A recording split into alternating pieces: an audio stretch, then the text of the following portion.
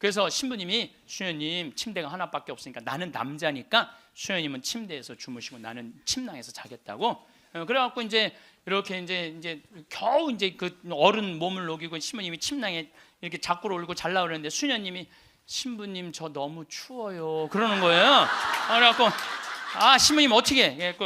자꾸를 열고 다시 나가갖고 담요를 하나 이제 갔다가 이제 수녀님 덮어줬어. 수녀님 이제 따뜻할 거라고. 그래갖고 이제 다시 이제 들어와갖고 이제 침낭을 딱 이렇게 해갖고 좀 잠을 막 들어갈 때 수녀님이 신부님 저 정말 추워요 그러는 거야.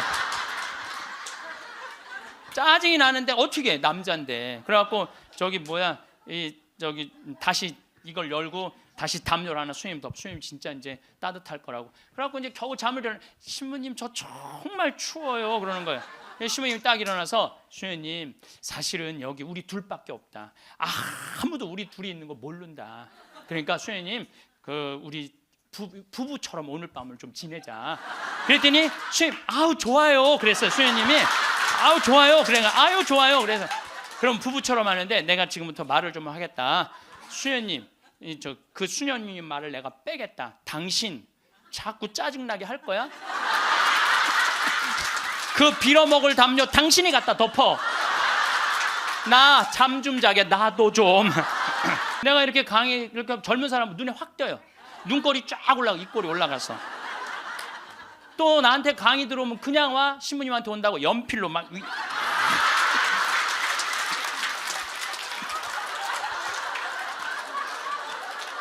그런데 할머니들은 아무리 그려도 이게 떨어져요.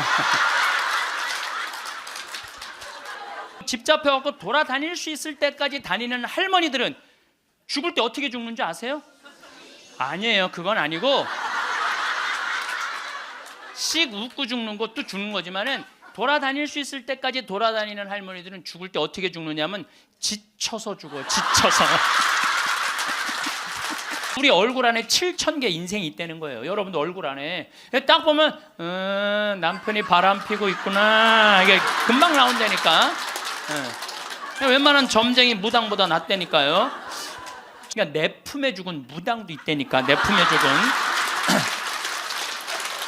내가 웬만한 무당보다 낫지. 웬만한 무당보다 나은 거예요.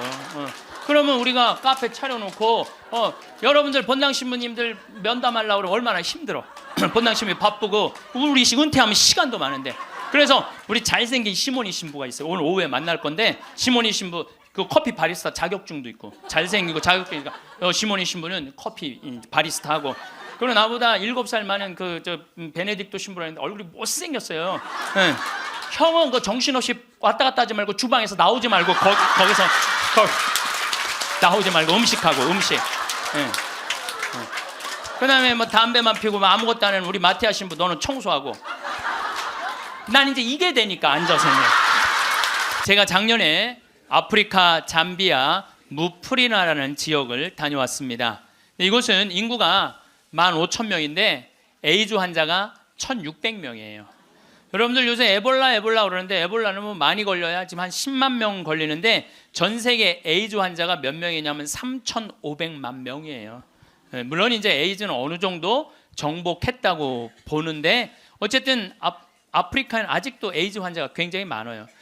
한 15,000명 사는데 인구가 한 1,600명이 에이즈에 걸려 있는 거예요. 그래서 수녀님들이 그것도 우리나라 수녀님들이 이 에이즈 걸린 아이들이에요. 뭐 나이 먹은 사람은 이미 죽었고 에이즈 걸린 아이들 이렇게 약도 대주고 영양제도 대주고 그럽니다.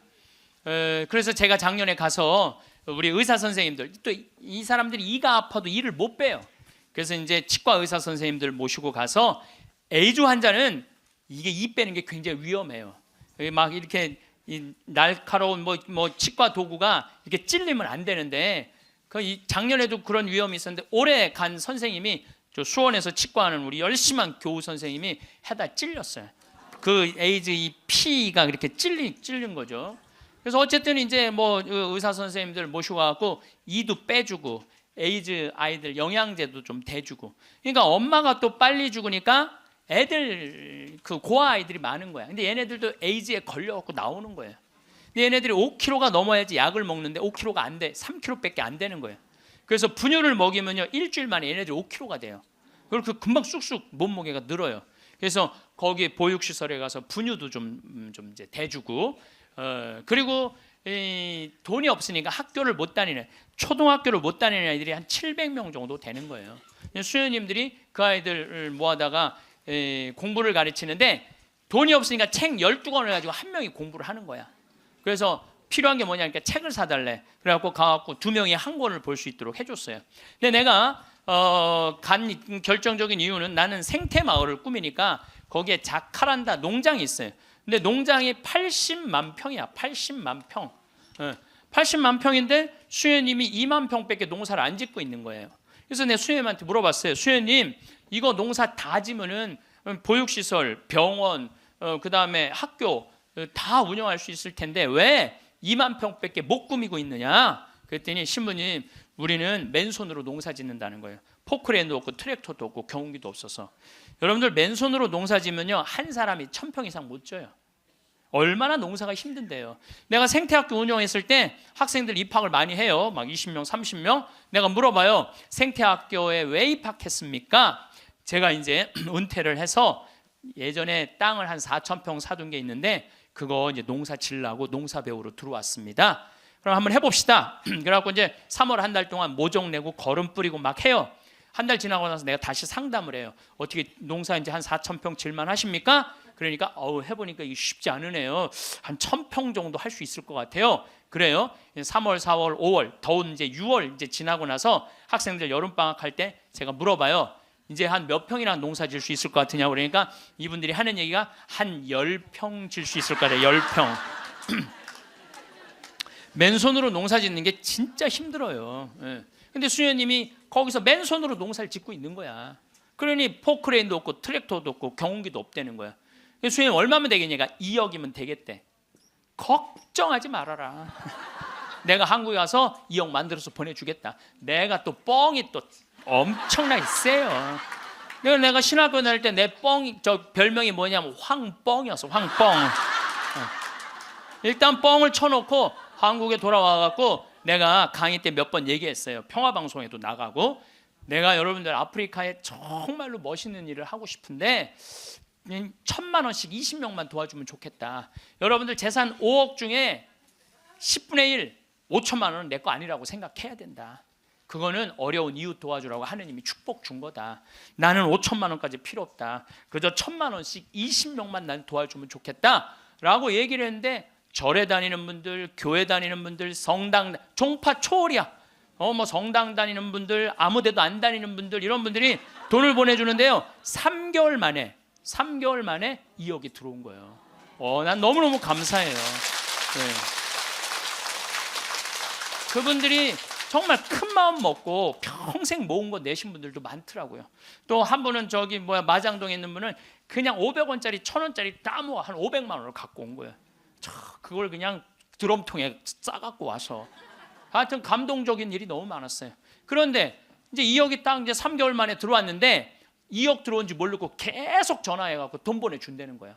그래서 내가 전화 받아갖고 이제 2억 들어왔으니까 그만 보내셔도 된다고 이렇게 말을 할 수가 있어야지. 돈을 보내준다는데 계속 받았어요.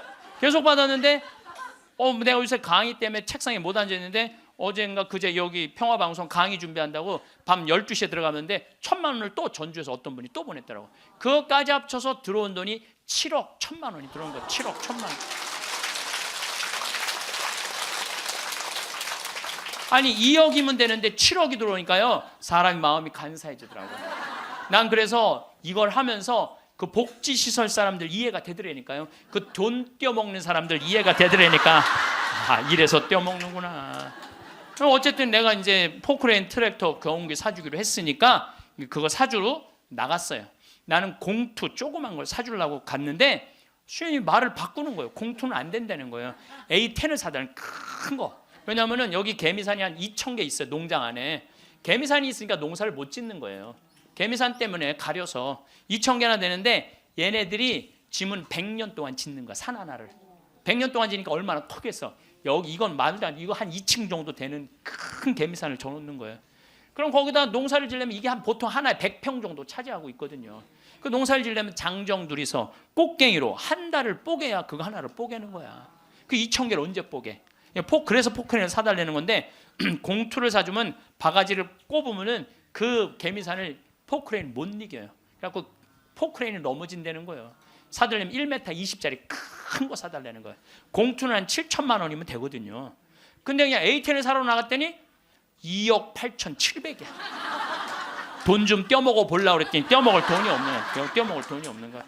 그것도 우리나라 포크레인을 사주려고 그랬더니 우리나라 건 안 된대. 서비스 포크레인은 하면서 호수라는 게 막 터져요. 이렇게 연결돼 있는 게 큰 기계를 하니까 그거를 고치는 거는 볼보밖에 없는 거야. 그래서 볼보로 살려고 그랬더니 엄청 비싼 거예요. 그래갖고 어떻게 약속을 했으니까 2억 8,700짜리 포크레인 샀어요.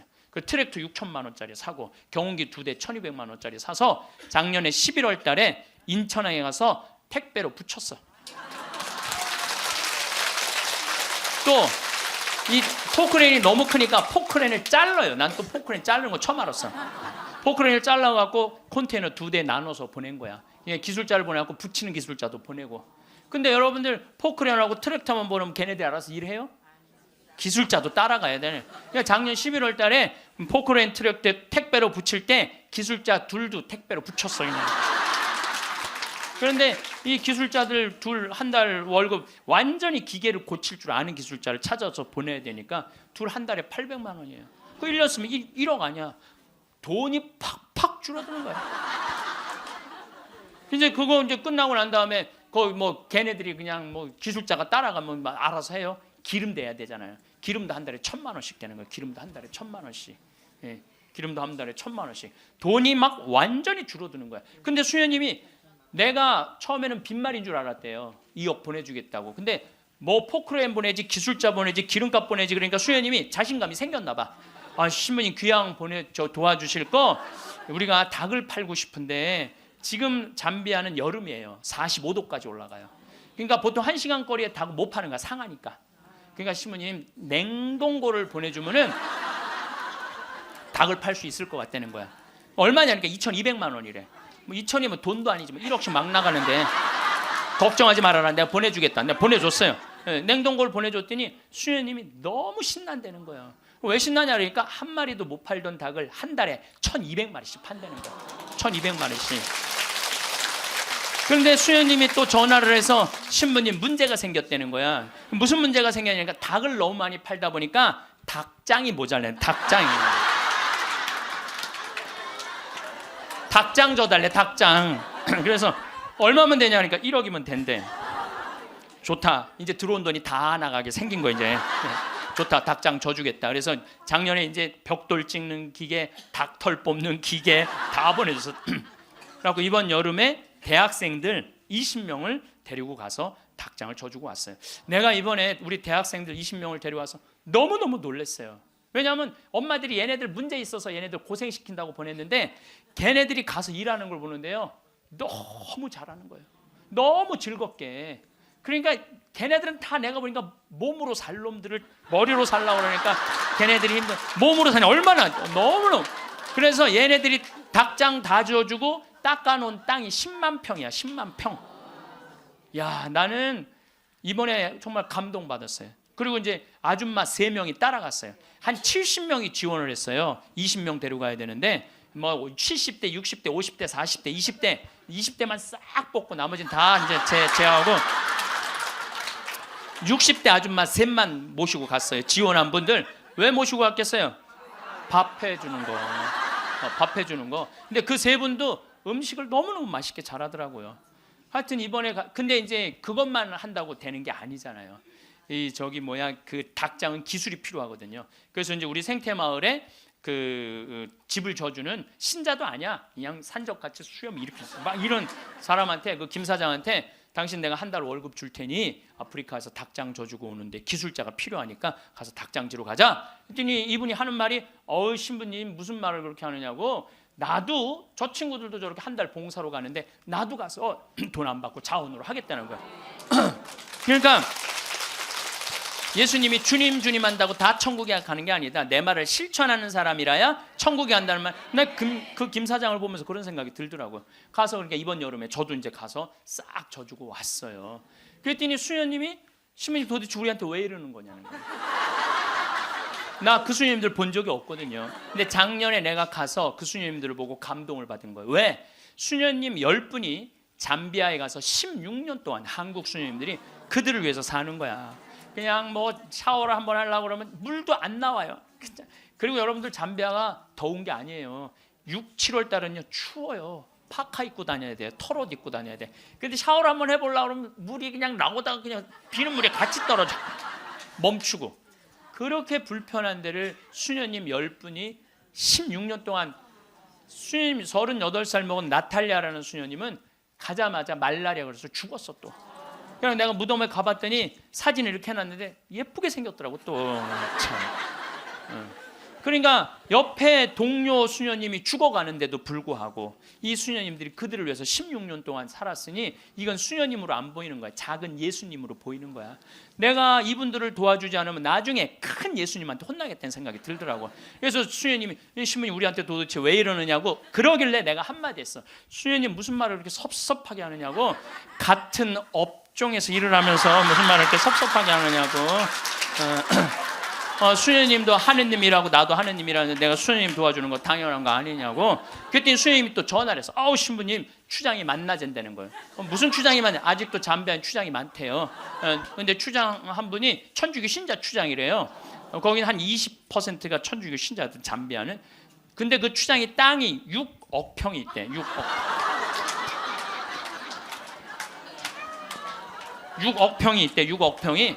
그래서 수녀님 좋은 일 한다고 500헥타를 준다는 거예요. 그러니까 우리나라 150만 평, 450만 제곱미터 엄청난 큰 걸 준다는 거예요. 신부님이 어떻게 할까 전화를 했어요. 수녀님 그거 일단 받아두라고 그거. 그랬더니 이 창설자 수녀님이 독일 수녀님인데 이 수녀님 날 직접 찾아오셨어요. 신부님 다른 병원 운영하는 수녀님, 보육시설 운영하는 수녀님, 그 다음에 학교 운영하는 수녀님들은 일이 잘 진행이 되는 거예요. 근데 이 수녀님은 울고 다녔다는 거예요. 16년 동안. 땅이 한 면이 3.2km니까 어마어마하게 땅이 크더라고요. 80만 평이. 근데 이 넓은 거를 수녀님 무슨 재주로 해? 돈은 없지, 일은 하고 싶지. 16년 동안 울고 다녔다는 거예요. 근데 요즘 이 수녀님이 웃고 다닌다는. 그리고 친구 수녀들한테 이렇게 말한대요. 이것들아, 눈물로 씨 뿌리던 사람들이 기쁨으로 곡식을 거두리다. 이러고 다닌다는 거예요.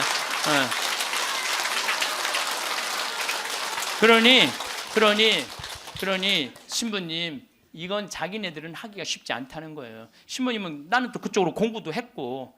그러니 신부님 귀향 시작을 했으니 완성을 좀 해달라고. 그러니까 난 또 80만 평 완성하려면은 70살까지 일이 기다리고 있는 거야.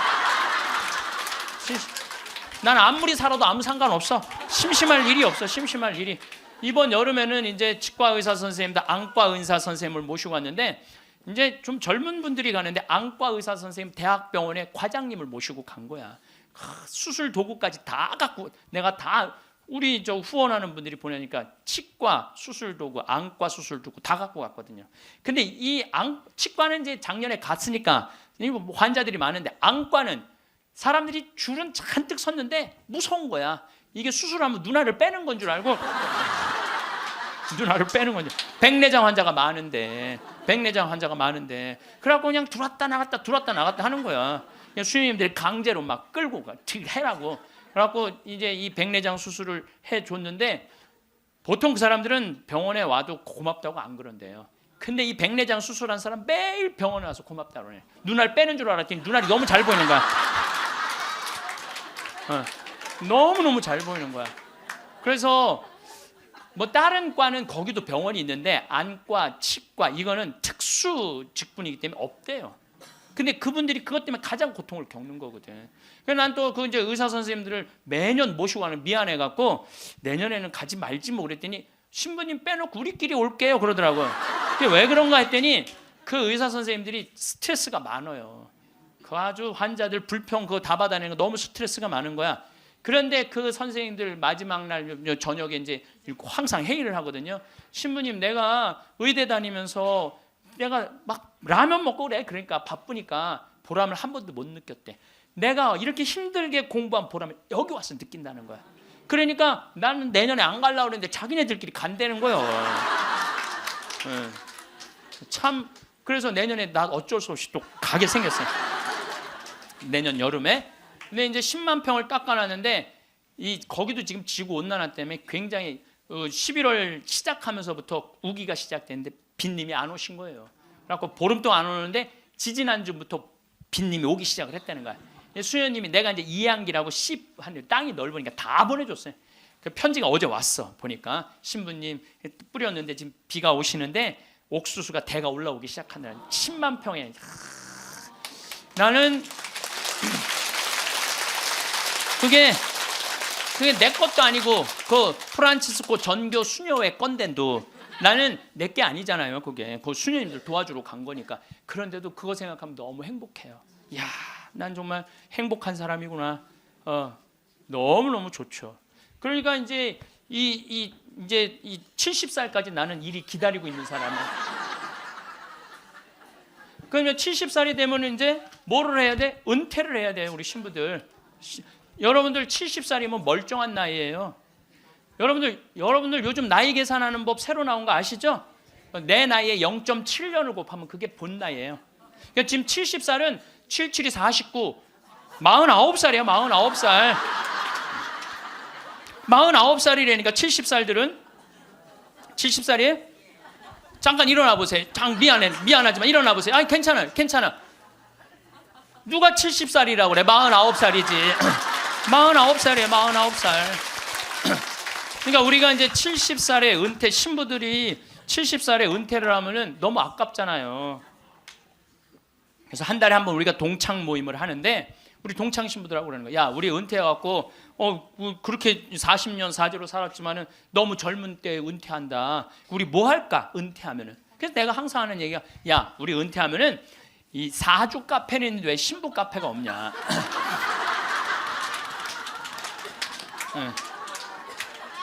우리 신부 카페 하자. 신부 카페. 아니, 요즘 사람들 마음 답답하면 사주 카페 가고 전보 커피 마시면서 전보잖아요. 그러니까 우리도 신부로, 여러분들 신부로 귀신의 애비로 40년을 살면요 웬만한 무당보다 나아요. 귀신의 애비로 40년 정도 살면 웬만한 무당보다 낫다니까요. 네, 지금 70살 원로 신부님들 딱 여러분들 보면요, 여러분 인생이 딱 보여요. 얼굴이 뭐냐면 얼이 들어왔다 나갔다는 굴이야. 얼이 들어왔다는. 그래서 우리 얼굴 안에 7,000개 인생이 있다는 거예요. 여러분들 얼굴 안에 딱 보면 남편이 바람 피고 있구나, 이게 금방 나온다니까. 웬만한 점쟁이 무당보다 낫다니까요. 저도 본당 신부하면서 무당들 세례를 많이 줬어요. 무당들이 천신, 자기가 모시는 신기가 떨어지면요 천신을 찾아온다니까요. 그래서 내가 뭐 북도 태우고 막 이거 신물도 많이 태워주고 세례도 주고, 또 어떤 무당은 유방암이 걸렸는데 60한 7, 8쯤 됐는데 평생 이제 점을 봐준 거죠. 근데 이제 나한테 온 거예요. 이제 삶을 정리하고 하느님한테 귀의하고 싶다고. 살아온 얘기 다 들어주고, 그리고 이제 마지막에 이제 죽을 때 또 신부님 성가 소리 듣고 죽고 싶다고. 근데 쫓아가고 또 보니까 막 기다리고 있더라고요. 그래서 성모님 성가 듣고 싶다. 그래서 내가 막 성가 불러주는데 그렇게 해서 돌아가셨어. 그러니까 내 품에 죽은 무당도 있다니까. 내 품에 죽은. 내가 웬만한 무당보다 낫지. 웬만한 무당보다 나은 거예요. 그러면 우리가 카페 차려놓고 여러분들 본당 신부님들 면담하려고 그러면 얼마나 힘들어. 본당 신부님 바쁘고 우리 은퇴하면 시간도 많은데. 그래서 우리 잘생긴 시모니 신부가 있어요. 오늘 오후에 만날 건데, 시모니 신부 그 커피 바리스타 자격증도 있고 잘생기고 자격증이니까 시모니 신부는 커피 바리스타 하고, 그리고 나보다 7살 많은 베네딕토 신부라는데 얼굴이 못생겼어요. 네. 형은 그 정신없이 왔다 갔다 하지 말고 주방에서 나오지 말고 거기서 나오지 말고 음식하고 음식. 네. 그다음에 뭐 담배만 피우고 아무것도 안 하는 우리 마티아 신부, 너는 청소하고. 난 이제 이게 되니까 앉아서 내가 장소도 다 봐뒀어요. 장소는 어디로 했냐면은 남한산성 성지가 있는데 남한산성 성지가 새로 성당을 줘서 갔어요. 옛날에 구성당이 아주 그 창호주로 잘 줘놨어. 그래갖고 그 성당 터 달라고 그랬어. 여러분들 남한산성 그 근처에 또 점 보는 데도 많아요 보면. 그래갖고 이제 거기는 이제 신부 카페. 우리는 은퇴해서도 할 일이 있는 거야. 그러니까 나는 이제 뭐 대학 하라고 이제 기부금도 40억 받았으니까 나는 200살까지 살아도 일이 있어요. 200살까지. 근데 여러분들은 무슨 계획이 있느냐? 나 이걸 묻고 싶은 거예요. 무슨 계획이 있느냐? 지금 60살 되신 분들은 100살까지 살아요. 100살. 50살 되신 분들은 110살까지 살아. 110살. 40대신 분들은 120살까지 살아. 120살.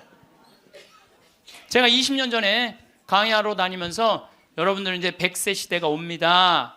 신부님 뻥하지 말라고 무슨 100살까지 사느냐고. 근데 요즘 여러분들 100세 안보장, 100세 연금보장 나왔어요 안 나왔어요?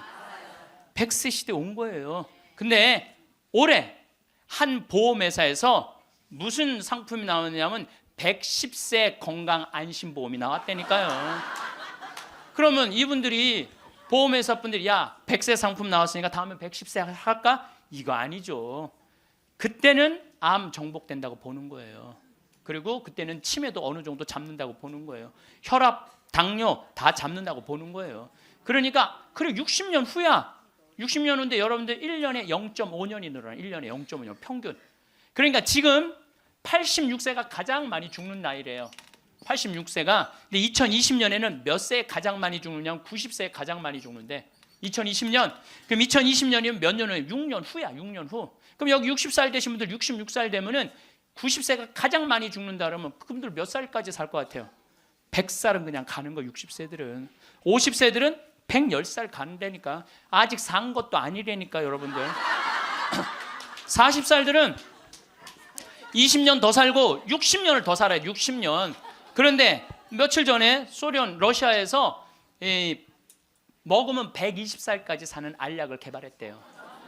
미토콘트리아라고 우리가 이렇게 장도 늙어가면서 노화가 진행인데 그걸 먹으면 그 노화 진행 속도를 그렇게 늦출 수가 있다는 거야.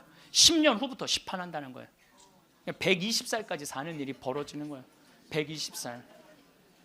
그러면 이거 어떻게 되는 거야, 이거? 이거 보통 심각한 문제가 아니라니까 여러분들. 지금 웃을 일이 아니에요. 지금 웃을 일이 아니에요. 예, 심각한 거예요. 3년 전에 우리나라가 100살 이상이 1700명 선에서 왔다 갔다 했어. 3년 전에 여자가 1600명, 남자가 100명. 3년 전에 100살 이상이. 예.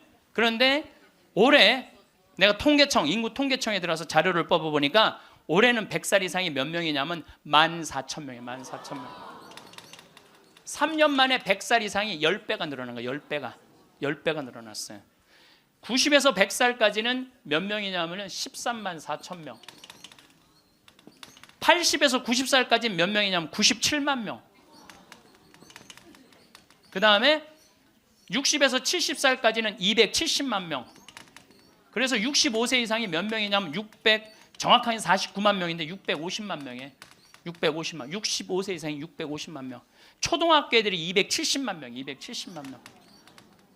그러니까 초등학교 애 하나에 할머니 셋이에요. 지금 그런 세상이 됐다니까요. 우리는 어렸을 때 길에 나가보면요 애들이 바글바글했어요. 구슬치기, 딱지치기, 담방구, 자치기. 낮에만 그렇게 돌아다녀서 밤에 깡통 돌리기 해보면 온 놈들이 다 깡통 돌리고 다녔어요. 근데 요즘 길에 나가면 애들 하나도 없어요. 어딜 돌아다니는지. 누구만 할머니, 할아버지들만. 할머니가 길에 꽉 찼어. 또 할머니들이 어서 유모차 주사 유모차를 밀고 온 세상을 다 다녀. 유모차를 밀고 온 세상을 다 다녀. 유모차를 밀고 무슨 뭐 놀이터, 슈퍼마켓. 그래서 여러분들 무슨 현상이 있느냐면요. 그 노인정 앞에 가보세요. 유모차가 10대씩 끝나고 나면 밀고 다 집에 가고. 이거 어떻게 할 거예요?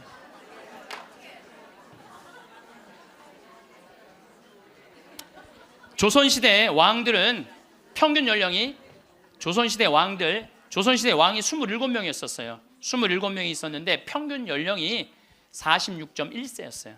왕들이 길게 살아야 46. 왕자고 공주들, 관리 잘한 왕들은 46.1세. 관리 잘하는 거 왕자도 큰 왕자들 있잖아요. 왕 못된 왕자들. 그거 평균 나이라면 36세야. 평민들은 조선시대 35세. 평균 나이 35세. 그때는요 아무 문제가 없었어요. 그때는 35세. 그러니까 20살에 결혼을 해갖고 20살에 결혼해갖고 35세 주고 40이나 그러면요 이땐 갈등도 하나도 없어. 20살에 결혼해갖고 3년 애 하나씩 낳으면은 한 7 낳다가 죽는 거야. 7명 낳다가 죽는 거예요. 그렇죠? 네. 삶의 계획이 뭐가 필요해? 그리고 마지막 막내는 놔놓고 누구한테 맡기느냐면 장남한테 맡기고 죽는 거예요. 네. 장남한테 맡기고 죽는 거예요. 네. 계획 세울 필요가 없어요. 근데 지금은 안 죽어. 이게 보통 심각한 문제가 아니에요. 이게 안 죽는 바람에 모든 문제가 다 생기는 거야. 안 죽는 바람에. 여러분 요즘 연금 얘기 참 많이 나오죠? 연금 공무원들이 20년 의무로 내면은 그 다음부터는 받아 먹을 수 있는 거예요. 그럼 20년 냈으면은 20년만 받아 먹어야지. 120살까지는 몇 년 받아 먹을 것 같아요? 60년 받아 먹는 거. 60년. 여러분들 나라 망할 것 같아요? 안 망할 것 같아요? 망하게 돼 있어요. 이거는 불보듯 뻔한 거예요. 뭐 그리스, 스페인 그래서 망한 거예요. 그래갖고 좀 나라 이제 자식들을 위해서 좀 후손들을 위해서 연금 좀 깎자고 지금 국회에서 정부에서 그러는 거 아니에요? 계산 뻔히 나오니까 그 연금 깎자고 그랬더니 깎으려는 연금을 안 깎고 머리 깎고 안 된다고 그냥.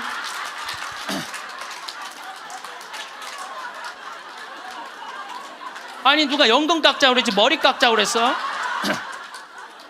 그런데 여러분들 이게요, 이게 웃지도 울지도 못할 일이에요.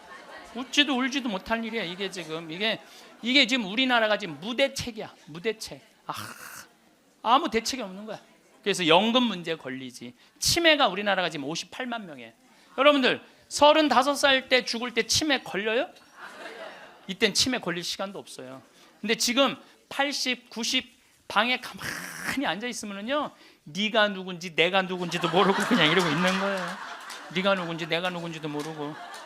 그러면 치매가 이렇게 있으면은 이 한 집에 5, 6 매달려 있다고 보면은 300만 명이 치매 때문에 고통을 겪고 있는 거예요. 모든 문제는 안 죽어서 생기는 문제예요. 그리고 난 정치인들도 보면 참 머리 나빠. 여러분들 65세가 650만 명, 50세까지 되면 거의 1000만 명인데 이제는요 진보가 보수를 이길 수가 없어요. 진보가 보수를 이길 수, 늙으면 보수로 될 수밖에 없거든. 그러니까 노인들은 또 투표를 또 얼마나 열심히 해요. 똑같이 찍잖아. 이게 무슨 얘기냐면은 사회가 변할 가능성이 없다는 거예요. 젊은 사람이 많이 나와야지 사회가 변하고 발전하는데 나이를 먹어가는 사람이 그 사회의 주축을 이루고 있잖아요. 그렇다고 죽으라고 그럴 수도 없고 살라고 그럴 수도 없고. 그러니까 결국은 누가 변해야 되냐면은 여러분들이 변해야 되는 거예요. 내가 삶을 어떻게 살아갈 것이냐, 이거 보통 생각해야 되는 거 아니에요. 그냥 진짜 웃을 일이 아니라니까요. 지금 여러분들 웃을 일이 아니에요. 그런데 우리나라가 65세 이상 노인들이 OECD 국가 중에 가장 가난해. 가장 가난해. 근데 여러분들 왜 가난한 줄 알아요? 국가가 잘못해서 가난했을 것 같아요? 천만의 말씀. 우리나라가 프랑스보다 교육비를 몇 배를 더 쓰냐면 9배를 더 써요. 프랑스보다 9배 더 써요. 미국보다 교육비를 몇 배 쓰냐면 3배를 더 써. 3배를. 근데 여러분들 생각을 해봐요. 우리가 프랑스보다 지금 뭐 비슷비슷하게 살지만 조금 떨어져. 미국은 우리 한 2배 정도 잘 살아.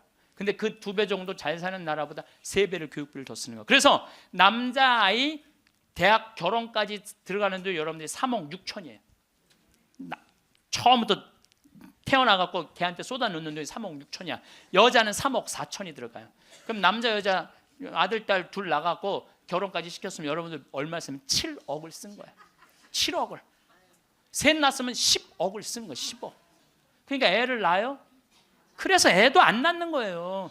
이놈의 교육 때문에 애도 안 낳는 거예요. 그러니까 애가 안 나오면 나라는 어떻게 되겠어요? 이게 머리가 복잡해요. 내가 보기엔 정치인들 머리가 지끈지끈할 거야 아마. 그 생각을 해보면은. 그러니까 65세 넘어가고 OECD 국가 35개 나라 중에 우리나라가 노인이 가장 가난해. 쓸 돈이 없는 거야. 자식들한테 다 쓰고. 그리고 요즘 애들은요 1등 아니면 패배자야 다. 그러니까 대기업에 취직 안 하면 아무데도 취직 안 하는 거야. 그리고 대기업 안 갈 바야 200만 원 받고 일 안 한다 이거야. 그러니까 집에서 논다는 거야. 그럼 노는 놈 누가 책임져야 돼? 부모가 아니 어제도 저녁 먹으면서 들은 얘기인데 엄마 아빠가 다 교직이래. 그래서 연금이 700만 원 정도 나온대요. 그렇게 친구 중에 제일 연금이 많이 나온대. 상전 밥 한 번, 술 한 번을 안 낸다는 거야. 친구들이 막 욕을 한다는 거야. 너는 이 새끼야 밥 한 번 안 사냐. 그렇게 연금이 많은데 근데 한 친구한테 술 한 번 하자 그러면서 울면서 그러더래요. 애들이 둘 다 명문대학을 나왔는데 대기업 몇 번 보내 떨어지더니 집에서 놀고 있다는 거야. 걔네들 생활비로 600만 원을 대준다는 거야. 자기가. 그 자기네들이 100만 원을 가지고 쓴다는 거. 100만 원을 가지고. 그러니까 친구들 뭐 사주고 싶어도 사줄 수가 없다는 거예요. 100만 원 갖고 생활해야 되니까. 이게 지금 대한민국이 지금 정신이 나가도 한참 나간 거예요. 보통 문제가 아니라니까요. 안 죽어서 문제, 애들 일 안 해서 문제, 애 안 낳아서 문제. 참 큰 문제야.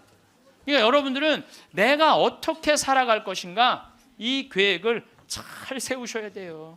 잘 세우셔야 돼. 예. 또 이 나이를 먹어갖고 어떤 문제가 있느냐면은 70세 드신 분들 이 경제적인 문제가 지금 가장 심각한 문제고 또 하나는 무기력증에 빠져요. 사는 게 재미가 하나도 없어. 돈이 있어야지 어디 돌아다니까. 돈이 있어야지. 돈도 없고 돌아다니지도 않지. 집에 하루 종일 있는 거야. 집에 하루 종일 있으니까 생전 웃을 일이 없네. 하루 종일 한 번도 안 웃어요. 보면은 한 번도 안 웃어요. 한 번도 안 웃으니까 남이 웃긴 얘기하면은 웃긴 웃어야 되는데 어떻게 웃어야 되는지 모르는 거야. 이 썩은 미소가 나오는 썩은 미소가 한 번도 안 웃으니까 무기력증에 걸리는 거예요. 그러니까 70살 넘으면 웃기라도 해야 되는데 안 웃고 가만히 있으면 눈두덩 쳐져요 안 쳐져? 눈두덩 눈가 쳐지고 볼 쳐지고 입가 쳐지고 소파에 앉아고 가만히 텔레비 보고 있으면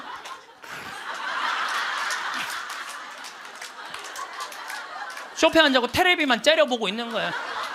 아니 텔레비가 뭘 잘못했다고. KBS 한번 째려보고 MBC 한번 째려보고 SBS 한번 째려보고 평화방송 한번 평화방송 볼 때 더 째려봐. 저 무슨 얘기하는 건가.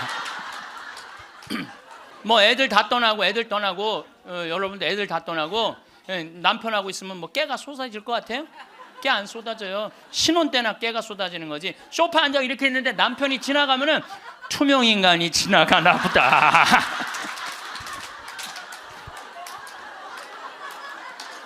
사는 게 재미가 하나도 없는 거예요. 그 어떤 신부님하고 수녀님이 눈보라를 맞아갖고 산을 가는데 헤매다가 이제 오두막집을 발견한 거예요. 발견했는데 다행히 침대가 하나 있고 그 다음에 침낭이 있는 거야. 담요는 이제 바닥 옆에 있고 그래서 신부님이 수녀님 침대가 하나밖에 없으니까 나는 남자니까 수녀님은 침대에서 주무시고 나는 침낭에서 자겠다고. 그래갖고 이제 이렇게 이제 겨우 이제 그 어른 몸을 녹이고 신부님이 침낭에 이렇게 자꾸로 올고 잘라 그러는데 수녀님이 신부님 저 너무 추워요 그러는 거예요.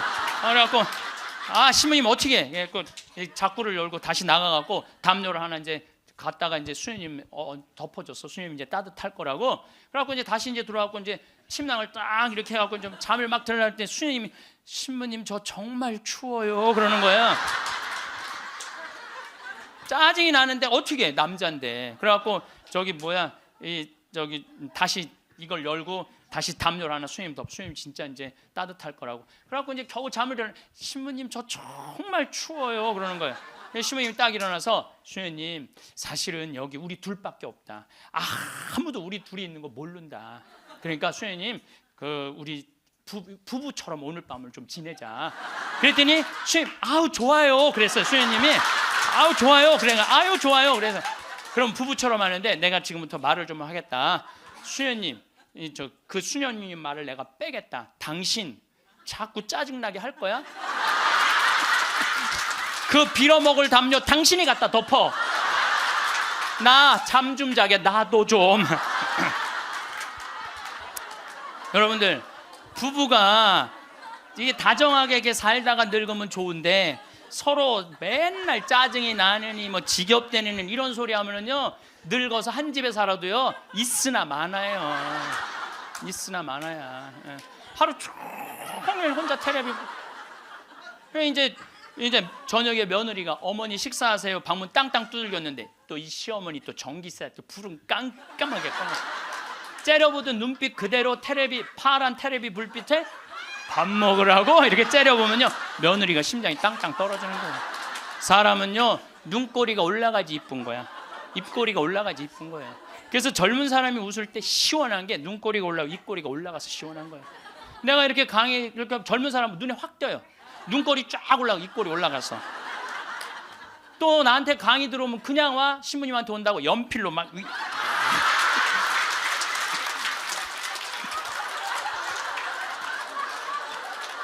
그런데 할머니들은 아무리 그려도 이게 떨어져요. 그래서 제가 드리는 말씀은 무기력증에 빠져 살지 말고 해만 뜨면 집을 나가라는 거예요. 내가 나이가 먹은 분들은요 무조건 해만 뜨면 집에 있으면 절대 안 돼요. 해만 뜨면 그리고 나이 뭐 70살 80살 넘어서 집을 나가주는 게 예의야. 예의. 집에 있으면 안 된다니까요. 그리고 가끔 1박 2일씩 사라져주는 것도 예의에 사라져주는 거. 강원도 평창 생태마을로 사라져주는 게 예의라니까. 하루 종일 웃지도 않고 있으면 뭐가 행복하겠어요. 그러니까 할머니들 오늘 65세가 넘어갔고 나는 해 뜨자마자 나왔다 여기 나왔다 한번 손 들어보세요. 내가 늘 말하지만 이 처녀들이 슬기로운 처녀들이라니까. 이 처녀들이 슬기로운 처녀들인 거예요. 그래서 신부님 돈이 있어야지 나가 돌아다니죠. 집 잡혀라. 집을 잡혀라. 그래서 집 잡혀서 경복궁도 가고 덕수궁도 가고 온양온천도 가고 춘천도 가고 맛있는 것도 사 먹고 친구들하고 어울려서 평창 생태마을도 오고 돌아다닐 수 있을 때까지 돌아다니는 거예요. 그래갖고 집 잡혀갖고 돌아다닐 수 있을 때까지 다니는 할머니들은 죽을 때 어떻게 죽는지 아세요? 아니에요. 그건 아니고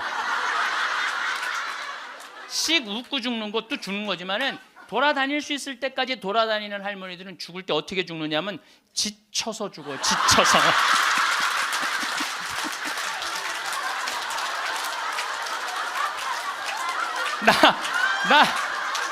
그러니까 95살쯤 돼갖고 나 도저히 못 돌아다니겠다. 나 힘들어서 도저히 나 이제 가야 되겠다. 그러면서 씩 웃으면서 죽는 거 지쳐서. 근데 어떤 사람들이 사람을 미치게 만드느냐 하면 돈 쓰는 거 무서워갖고 뒷방에 가만히 앉아있는 거예요. 뒷방에 가만히 앉아있으면은 여러분들 그 다음에 허벅지에 근육이 풀려요. 허벅지에 근육이 풀리면 그 다음에 하는 일은 누워서 똥 싸는 거예요. 똥 싸는 거예요. 그 다음에 그 집에 할머니가 똥을 싸기 시작하면 그 집은 기쁨은 다 사라지는 거예요. 냄새가 얼마나 기분 나쁘게 하겠어요. 본인도 괴롭지만 그걸 옆에서 지켜보는 사람들. 그러니까 여러분들 자식을 위하는 거는요 자식 걱정하는 게 아니에요. 자식을 위하는 건 내가 마지막까지 죽기 직전까지 내 발로 화장실 가주는 게 정말 자식을 위하는 거예요. 그러니까 마지막까지 화장실을 가주기 위해서는 뭐 해야 돼? 운동해야 된다. 운동. 제가 말씀드리는 거 운동. 운동. 여러분들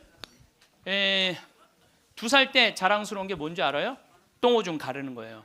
2살 때 자랑스러운 건 똥오줌 가르는 거예요. 3살 때 자랑스러운 건 뭐냐면 이가 나는 게 자랑스러운 거예요.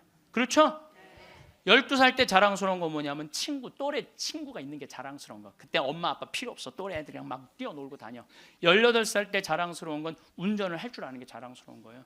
20살 때 20대 때 자랑스러운 건 애인이 있는 게 자랑스러운 거예요. 애인이 있는 게 35살 때 자랑스러운 건 돈을 버는 게 자랑스러운 거예요. 50살 때 자랑스러운 건 뭐가 자랑스러운? 돈이 많은 게 자랑스러워요. 60살 때 자랑스러운 건 뭐가 자랑스러운지 알아? 애인이 있는 게 자랑스러워. 그때도 애인이 있어 자랑스러운 거예요. 70세 때 자랑스러운 건 뭔지? 운전을 할 줄 아는 게 자랑스러워. 75살에 자랑스러운 건 같이 여행 다닐 친구가 있는 거, 같이 밥 먹을 수 있는 친구가 있는 게 자랑스러워요. 80세 때 자랑스러운 건 뭔지 아세요? 이가 남아있는 게 자랑스러워. 이가 남아있는 게 85세 자랑스러운 게 뭔지 알아요? 똥오줌을 가릴 줄 아는 게 자랑스러운 거예요. 85이 돼서도 내가 똥오줌을 가릴 수 있다. 그건 자식들한테 최고의 선물이에요.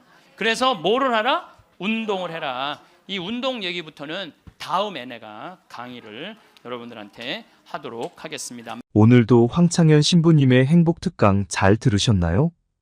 이어서 나이 들수록 들으면 도움이 되는 지혜의 말씀을 들려드리겠습니다. 그 누구에게도 의지하지 말아라.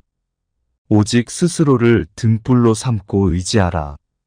이 밖에 다른 것에 의지해서는 안 되느니라. 너무 걱정하지 말고 순리대로 살라. 현재에 충실하라. 기대를 하지 말라. 내려놓아라. 집착에서 슬픔이 생기고 집착에서 두려움이 생긴다. 집착에서 벗어나라. 집착에서 벗어난 사람에게는 슬픔과 두려움이 없다. 행복한 사람들은 자신이 가진 것에 집중한다.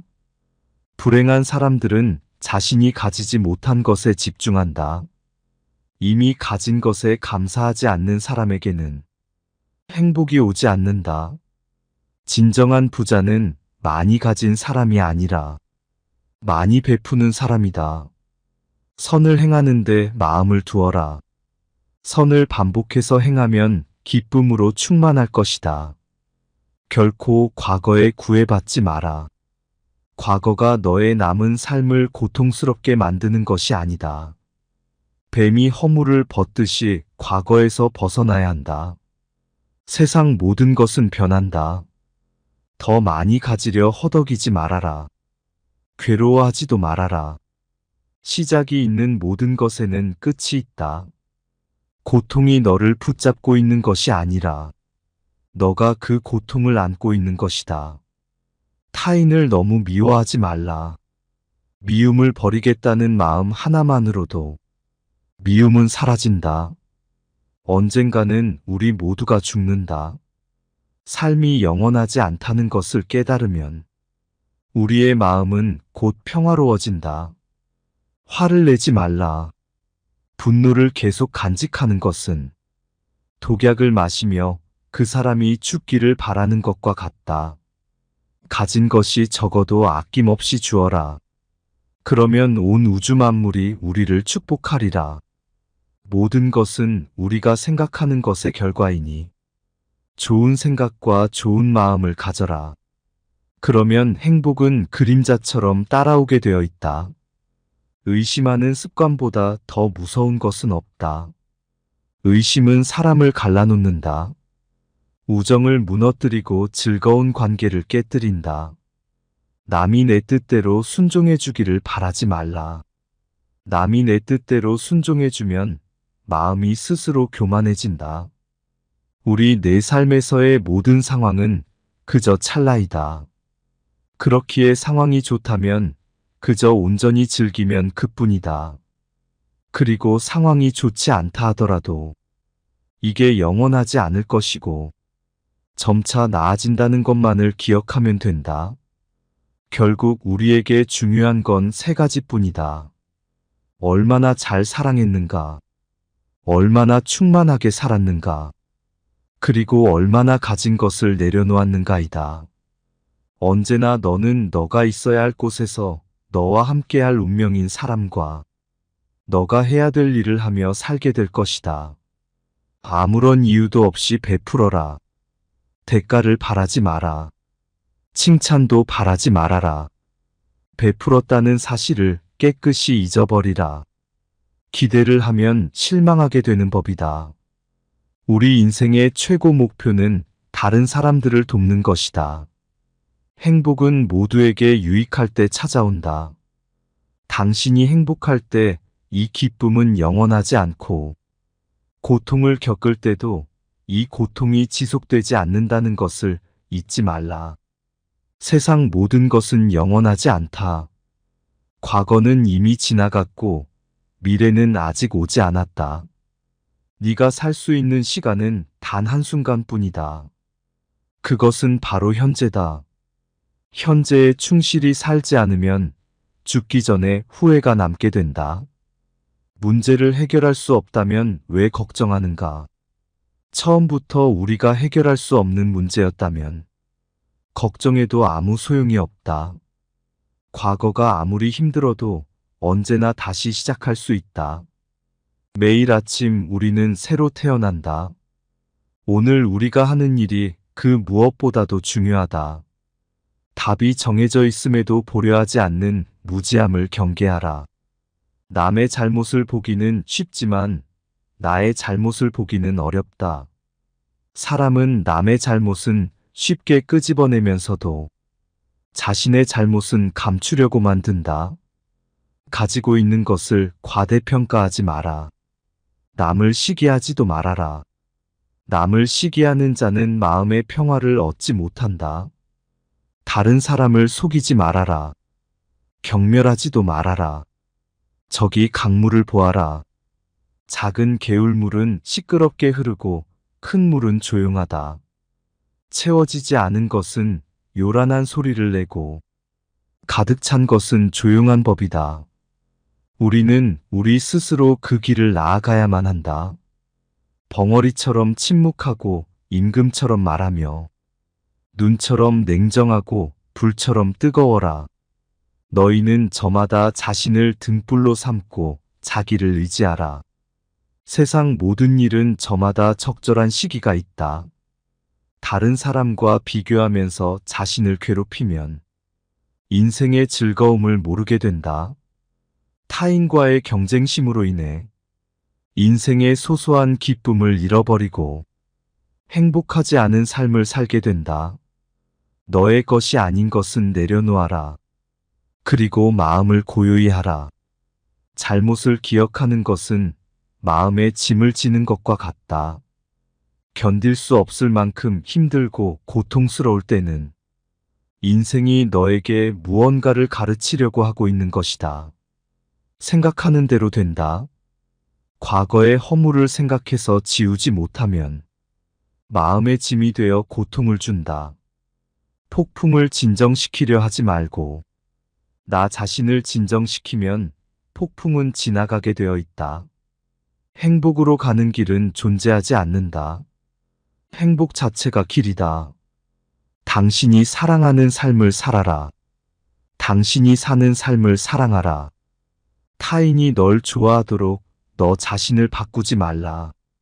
오로지 솔직한 너 자신이 된다면 올바른 사람은 진짜 너의 모습을 사랑하게 될 것이다. 건강은 최고의 선물.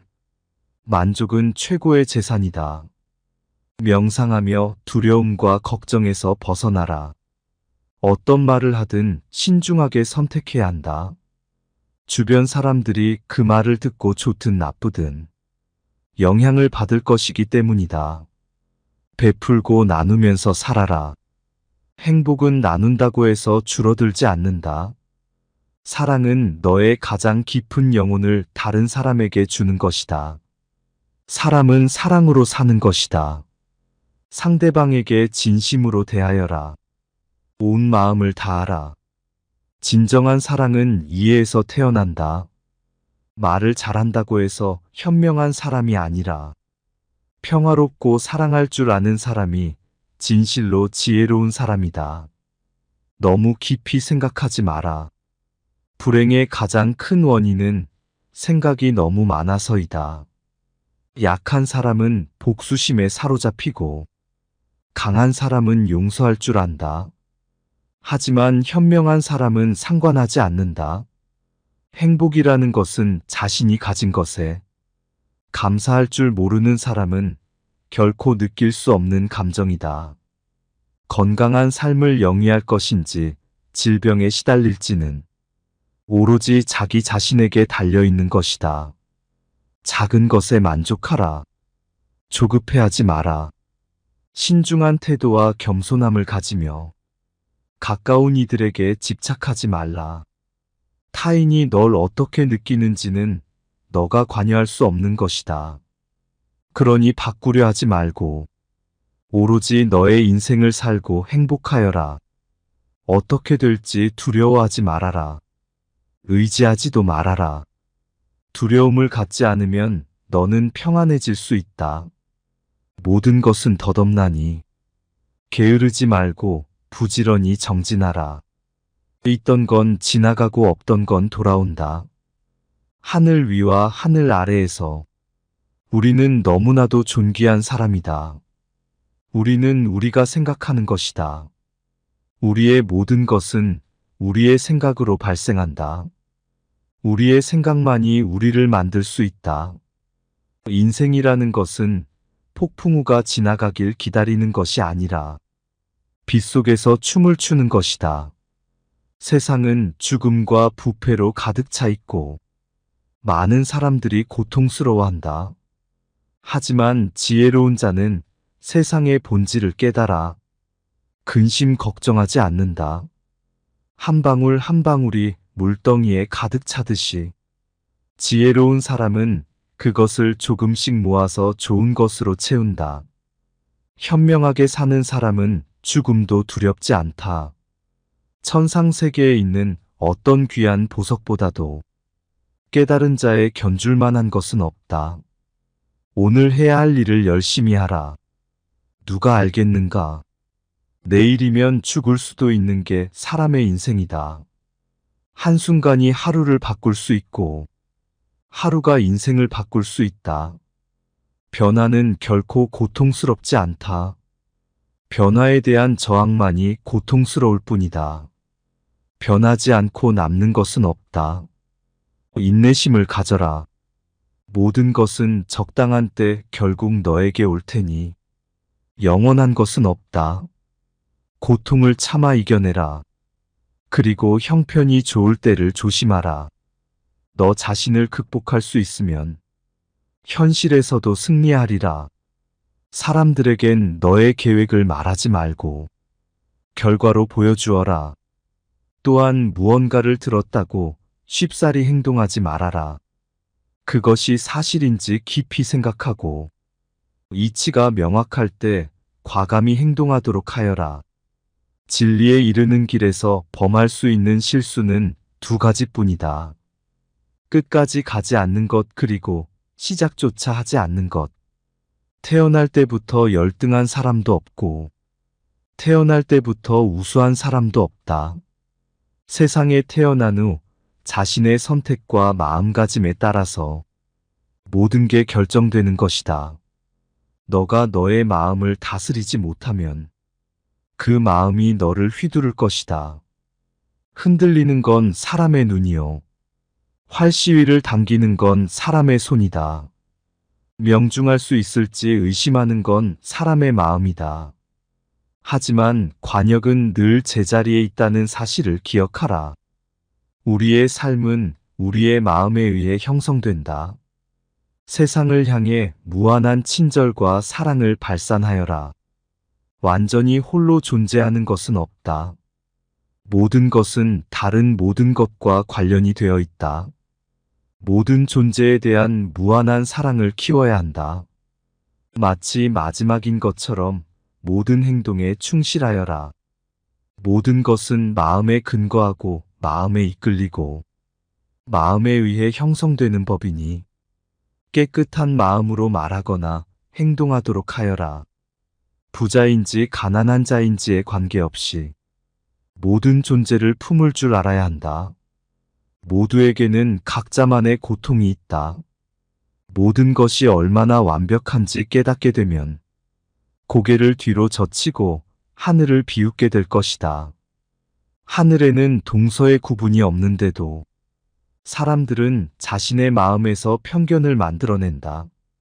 그 편견과 선입견이 사실이라고 믿는다. 어느 봄날에 바람에 흔들리는 나뭇가지를 보고 제자가 물었다. 스승님, 저것은 나뭇가지가 움직이는 겁니까? 아니면 바람이 움직이는 겁니까?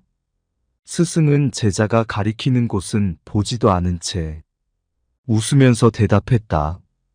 무릇 움직이는 건 나뭇가지도 아니고 바람도 아니며 너의 마음뿐이다. 우리는 자신을 다른 사람과 비교하는데 인생의 많은 시간을 보낸다. 타인과의 비교는 우리를 불안하게 만든다. 태양과 달을 비교하는 사람은 없는 것처럼 우리 삶을 다른 사람과 비교하지 말아야 한다. 사람들은 저마다 꽃 피는 시기가 다르다. 그리고 때가 되면 모두가 빛나게 되어 있다. 다른 사람의 이야기보다는 스스로의 마음에 집중해야 한다. 내 마음이 무엇을 원하는지, 내 마음이 무엇라 이야기하는지 귀를 기울여야 한다. 또한 행복을 위해서는 현재의 상황이 아닌 나의 마음을 바꾸어야 한다. 주위의 소중한 분들에게도 공유해 주시면 좋을 것 같습니다. 한 번 더 들으시면 가슴에 더욱 새겨질 것입니다. 반복 재생합니다. 제가 작년에 아프리카 잠비아 무프리나라는 지역을 다녀왔습니다. 이곳은 인구가 15,000명인데 에이즈 환자가 1,600명이에요. 여러분들 요새 에볼라 그러는데 에볼라는 뭐 많이 걸려야 지금 한 10만 명 걸리는데 전 세계 에이즈 환자가 몇 명이냐면 3,500만 명이에요. 물론 이제 에이즈는 어느 정도 정복했다고 보는데 어쨌든 아프리카는 아직도 에이즈 환자가 굉장히 많아요. 그 한 15,000명 사는데 인구가 한 1,600명이 에이즈에 걸려 있는 거예요. 그래서 수녀님들이, 그것도 우리나라 수녀님들이 이 에이즈 걸린 아이들이에요. 뭐 나이 먹은 사람은 이미 죽었고 에이즈 걸린 아이들 이렇게 약도 대주고 영양제도 대주고 그럽니다. 그래서 제가 작년에 가서 우리 의사 선생님들, 또 이 사람들이 이가 아파도 이를 못 빼요. 그래서 이제 치과 의사 선생님들 모시고 가서 에이즈 환자는 이게 이 빼는 게 굉장히 위험해요. 막 이렇게 이 날카로운 뭐 치과 도구가 이렇게 찔리면 안 되는데 작년에도 그런 위험이 있었는데 올해 간 선생님이 저 수원에서 치과하는 우리 열심한 교우 선생님이 해다 찔렸어요. 그 에이즈 이 피가 그렇게 찔린 거죠. 그래서 어쨌든 이제 뭐 의사 선생님들 모시고 와갖고 이도 빼주고 에이즈 아이들 영양제도 좀 대주고. 그러니까 엄마가 또 빨리 죽으니까 애들 그 고아 아이들이 많은 거야. 근데 얘네들도 에이즈에 걸려갖고 나오는 거예요. 근데 얘네들이 5kg가 넘어야지 약을 먹는데 5kg가 안 돼. 3kg밖에 안 되는 거예요. 그래서 분유를 먹이면요 일주일 만에 얘네들이 5kg가 돼요. 그리고 금방 쑥쑥 몸무게가 늘어요. 그래서 거기 보육시설에 가서 분유도 좀 이제 대주고 그리고 돈이 없으니까 학교를 못 다니는 초등학교를 못 다니는 아이들이 한 700명 정도 되는 거예요. 수녀님들이 그 아이들을 모아다가 공부를 가르치는데 돈이 없으니까 책 12권을 가지고 한 명이 공부를 하는 거야. 그래서 필요한 게 뭐냐니까 책을 사달래. 그래갖고 가갖고 2명이 한 권을 볼 수 있도록 해줬어요. 근데 내가 간 결정적인 이유는 나는 생태 마을을 꾸미니까 거기에 자카란다 농장이 있어요. 근데 농장이 80만 평이야. 80만 평. 80만 평인데 수녀님이 2만 평밖에 농사를 안 짓고 있는 거예요. 그래서 내가 수녀님한테 물어봤어요. 수녀님, 이거 농사 다 지면은 보육시설, 병원, 그다음에 학교 다 운영할 수 있을 텐데 왜 2만 평밖에 못 꾸미고 있느냐? 그랬더니 신부님, 우리는 맨손으로 농사 짓는다는 거예요. 포크레인도 없고 트랙터도 없고 경운기도 없어서. 여러분들 맨손으로 농사 지면요 한 사람이 1,000평 이상 못 져요. 얼마나 농사가 힘든데요. 내가 생태학교 운영했을 때 학생들 입학을 많이 해요. 막 20명, 30명. 내가 물어봐요. 생태학교에 왜 입학했습니까? 제가 이제 은퇴를 해서 예전에 땅을 한 4,000평 사둔 게 있는데 그거 이제 농사 지으려고 농사 배우러 들어왔습니다. 그럼 한번 해봅시다. 그래갖고 이제 3월 한 달 동안 모종 내고 거름 뿌리고 막 해요. 한 달 지나고 나서 내가 다시 상담을 해요. 어떻게 농사 이제 한 4,000평 질만 하십니까? 그러니까 해보니까 이게 쉽지 않으네요. 한 1,000평 정도 할 수 있을 것 같아요. 그래요. 3월, 4월, 5월, 더운 이제 6월 이제 지나고 나서 학생들 여름 방학 할 때 제가 물어봐요. 이제 한 몇 평이나 농사 질 수 있을 것 같으냐고. 그러니까 이분들이 하는 얘기가 한 10평 질 수 있을 것 같아요. 10평. 맨손으로 농사 짓는 게 진짜 힘들어요. 근데 수녀님이 거기서 맨손으로 농사를 짓고 있는 거야. 그러니 포크레인도 없고 트랙터도 없고 경운기도 없다는 거야. 수녀님 얼마면 되겠냐가 2억이면 되겠대. 걱정하지 말아라. 내가 한국에 가서 2억 만들어서 보내주겠다. 내가 또 뻥이 또 엄청나게 세요. 내가 신학교 다닐 때 내 저 별명이 뭐냐면 황뻥이었어. 황뻥. 일단 뻥을 쳐놓고 한국에 돌아와갖고 내가 강의 때 몇 번 얘기했어요. 평화방송에도 나가고 내가 여러분들 아프리카에 정말로 멋있는 일을 하고 싶은데 1,000만 원씩 20명만 도와주면 좋겠다. 여러분들 재산 5억 중에 10분의 1 5천만 원은 내 거 아니라고 생각해야 된다. 그거는 어려운 이웃 도와주라고 하느님이 축복 준 거다. 나는 5천만 원까지 필요 없다. 그저 1,000만 원씩 20명만 난 도와주면 좋겠다라고 얘기를 했는데, 절에 다니는 분들, 교회 다니는 분들, 성당, 종파 초월이야. 뭐 성당 다니는 분들, 아무데도 안 다니는 분들, 이런 분들이 돈을 보내주는데요. 3개월 만에 2억이 들어온 거예요. 난 너무너무 감사해요. 네. 그분들이 정말 큰 마음 먹고 평생 모은 거 내신 분들도 많더라고요. 또 한 분은 마장동에 있는 분은 그냥 500원짜리 1,000원짜리 다 모아 한 500만 원을 갖고 온 거예요. 그걸 그냥 드럼통에 싸갖고 와서. 하여튼 감동적인 일이 너무 많았어요. 그런데 이제 2억이 딱 이제 3개월 만에 들어왔는데, 2억 들어온지 모르고 계속 전화해갖고 돈 보내준다는 거야. 그래서 내가 전화 받아갖고 이제 2억 들어왔으니까 그만 보내셔도 된다고 이렇게 말을 할 수가 있어야지. 돈을 보내준다는데 계속 받았어요. 계속 받았는데 내가 요새 강의 때문에 책상에 못 앉아있는데, 어젠가 그제 여기 평화방송 강의 준비한다고 밤 12시에 들어가는데 1,000만 원을 또 전주에서 어떤 분이 또 보냈더라고. 그것까지 합쳐서 들어온 돈이 7억 1,000만 원이 들어온 거야. 7억 1,000만 원. 아니 2억이면 되는데 7억이 들어오니까요, 사람이 마음이 간사해지더라고요. 난 그래서 이걸 하면서 그 복지시설 사람들 이해가 되더라니까요. 그 돈 떼어먹는 사람들 이해가 되더라니까, 이래서 떼어먹는구나. 어쨌든 내가 이제 포크레인 트랙터 경운기 사주기로 했으니까 그거 사주러 나갔어요. 나는 공투 조그만 걸 사주려고 갔는데 수현이 말을 바꾸는 거예요. 공투는 안 된다는 거예요. A10을 사달라는 큰 거. 왜냐하면 여기 개미산이 한 2,000개 있어요. 농장 안에. 개미산이 있으니까 농사를 못 짓는 거예요. 개미산 때문에 가려서 2,000개나 되는데, 얘네들이 짐은 100년 동안 짓는 거야. 산 하나를 100년 동안 지니까 얼마나 크겠어.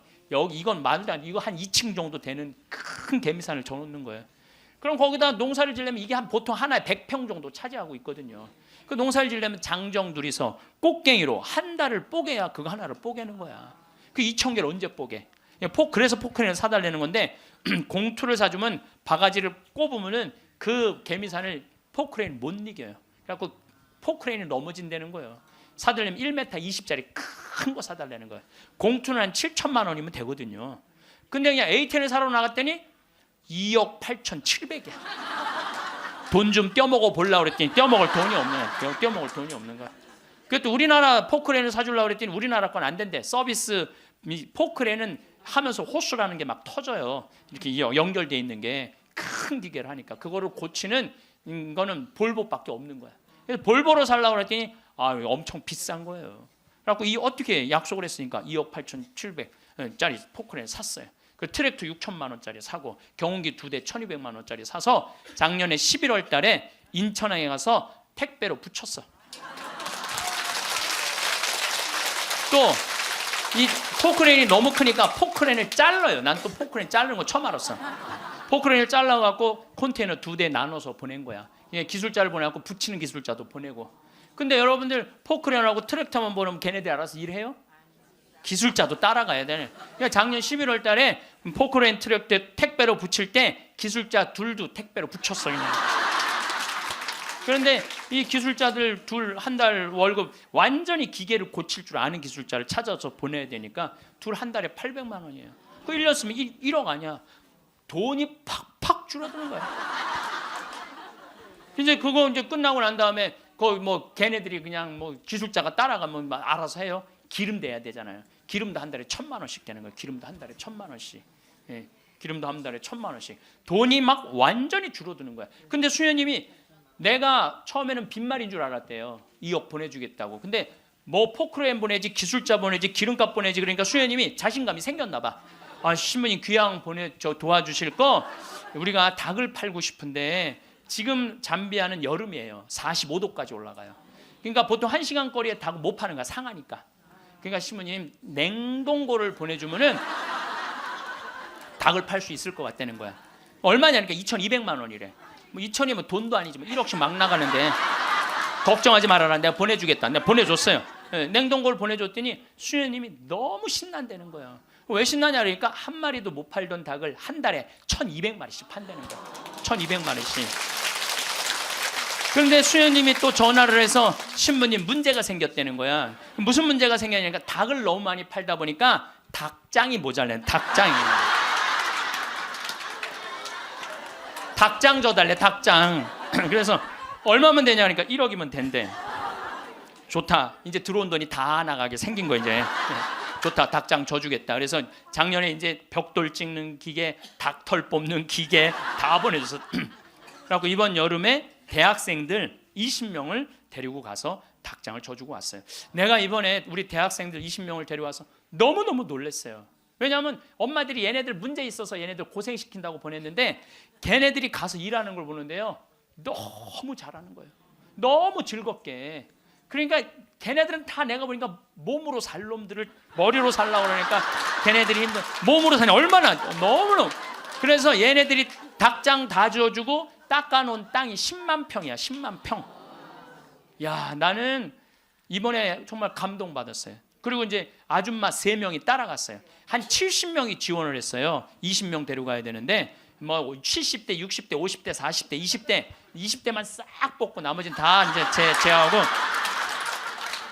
60대 아줌마 3만 모시고 갔어요. 지원한 분들. 왜 모시고 갔겠어요? 밥 해주는 거. 밥 해주는 거. 근데 그 3분도 음식을 너무너무 맛있게 잘하더라고요. 하여튼 이번에 근데 이제 그것만 한다고 되는 게 아니잖아요.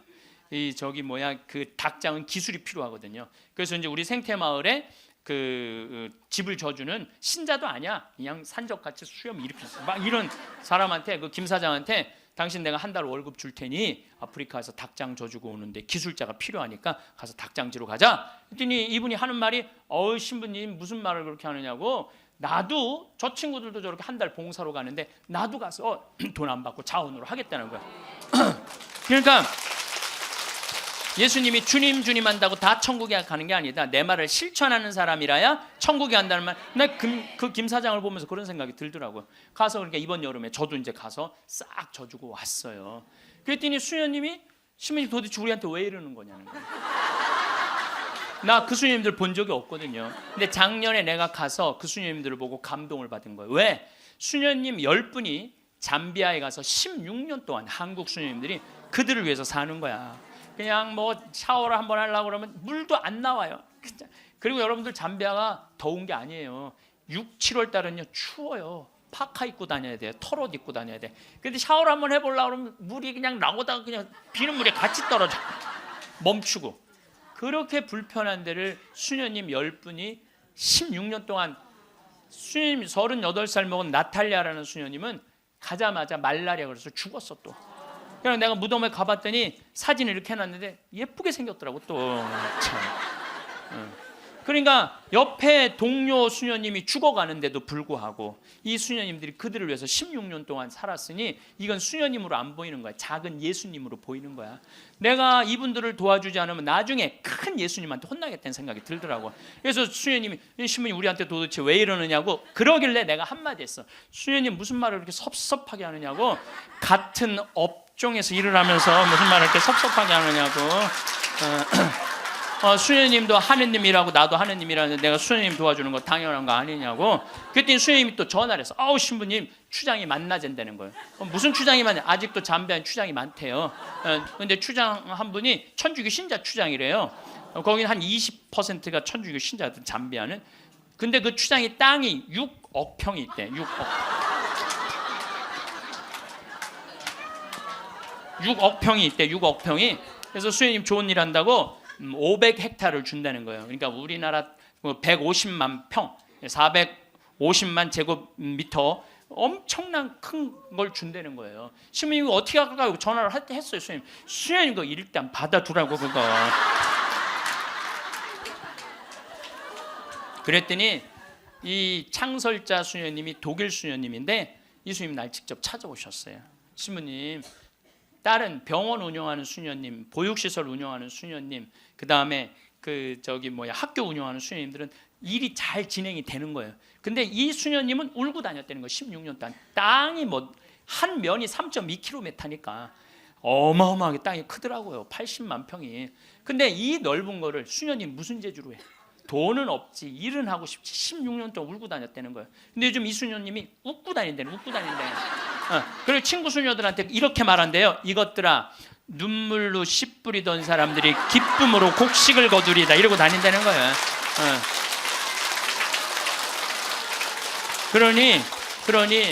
그러니 신부님, 이건 자기네들은 하기가 쉽지 않다는 거예요. 신부님은 나는 또 그쪽으로 공부도 했고, 그러니 신부님 귀향 시작을 했으니 완성을 좀 해달라고. 그러니까 난 또 80만 평 완성하려면은 70살까지 일이 기다리고 있는 거야. 난 아무리 살아도 아무 상관없어. 심심할 일이 없어. 심심할 일이. 이번 여름에는 이제 치과 의사 선생님들, 안과 의사 선생님을 모시고 왔는데, 이제 좀 젊은 분들이 가는데 안과 의사 선생님 대학병원에 과장님을 모시고 간 거야. 수술 도구까지 다 갖고, 내가 다 우리 저 후원하는 분들이 보내니까 치과 수술 도구, 안과 수술 도구 다 갖고 갔거든요. 근데 이 치과는 이제 작년에 갔으니까 환자들이 많은데, 안과는 사람들이 줄은 잔뜩 섰는데 무서운 거야. 이게 수술하면 눈알을 빼는 건 줄 알고 눈알을 빼는 건지. 백내장 환자가 많은데 그래갖고 그냥 들어왔다 나갔다 하는 거야. 그냥 수녀님들이 강제로 막 끌고 가, 해라고. 그래갖고 이제 이 백내장 수술을 해줬는데, 보통 그 사람들은 병원에 와도 고맙다고 안 그런대요. 근데 이 백내장 수술한 사람 매일 병원에 와서 고맙다고 그래. 눈알 빼는 줄 알았더니 눈알이 너무 잘 보이는 거야.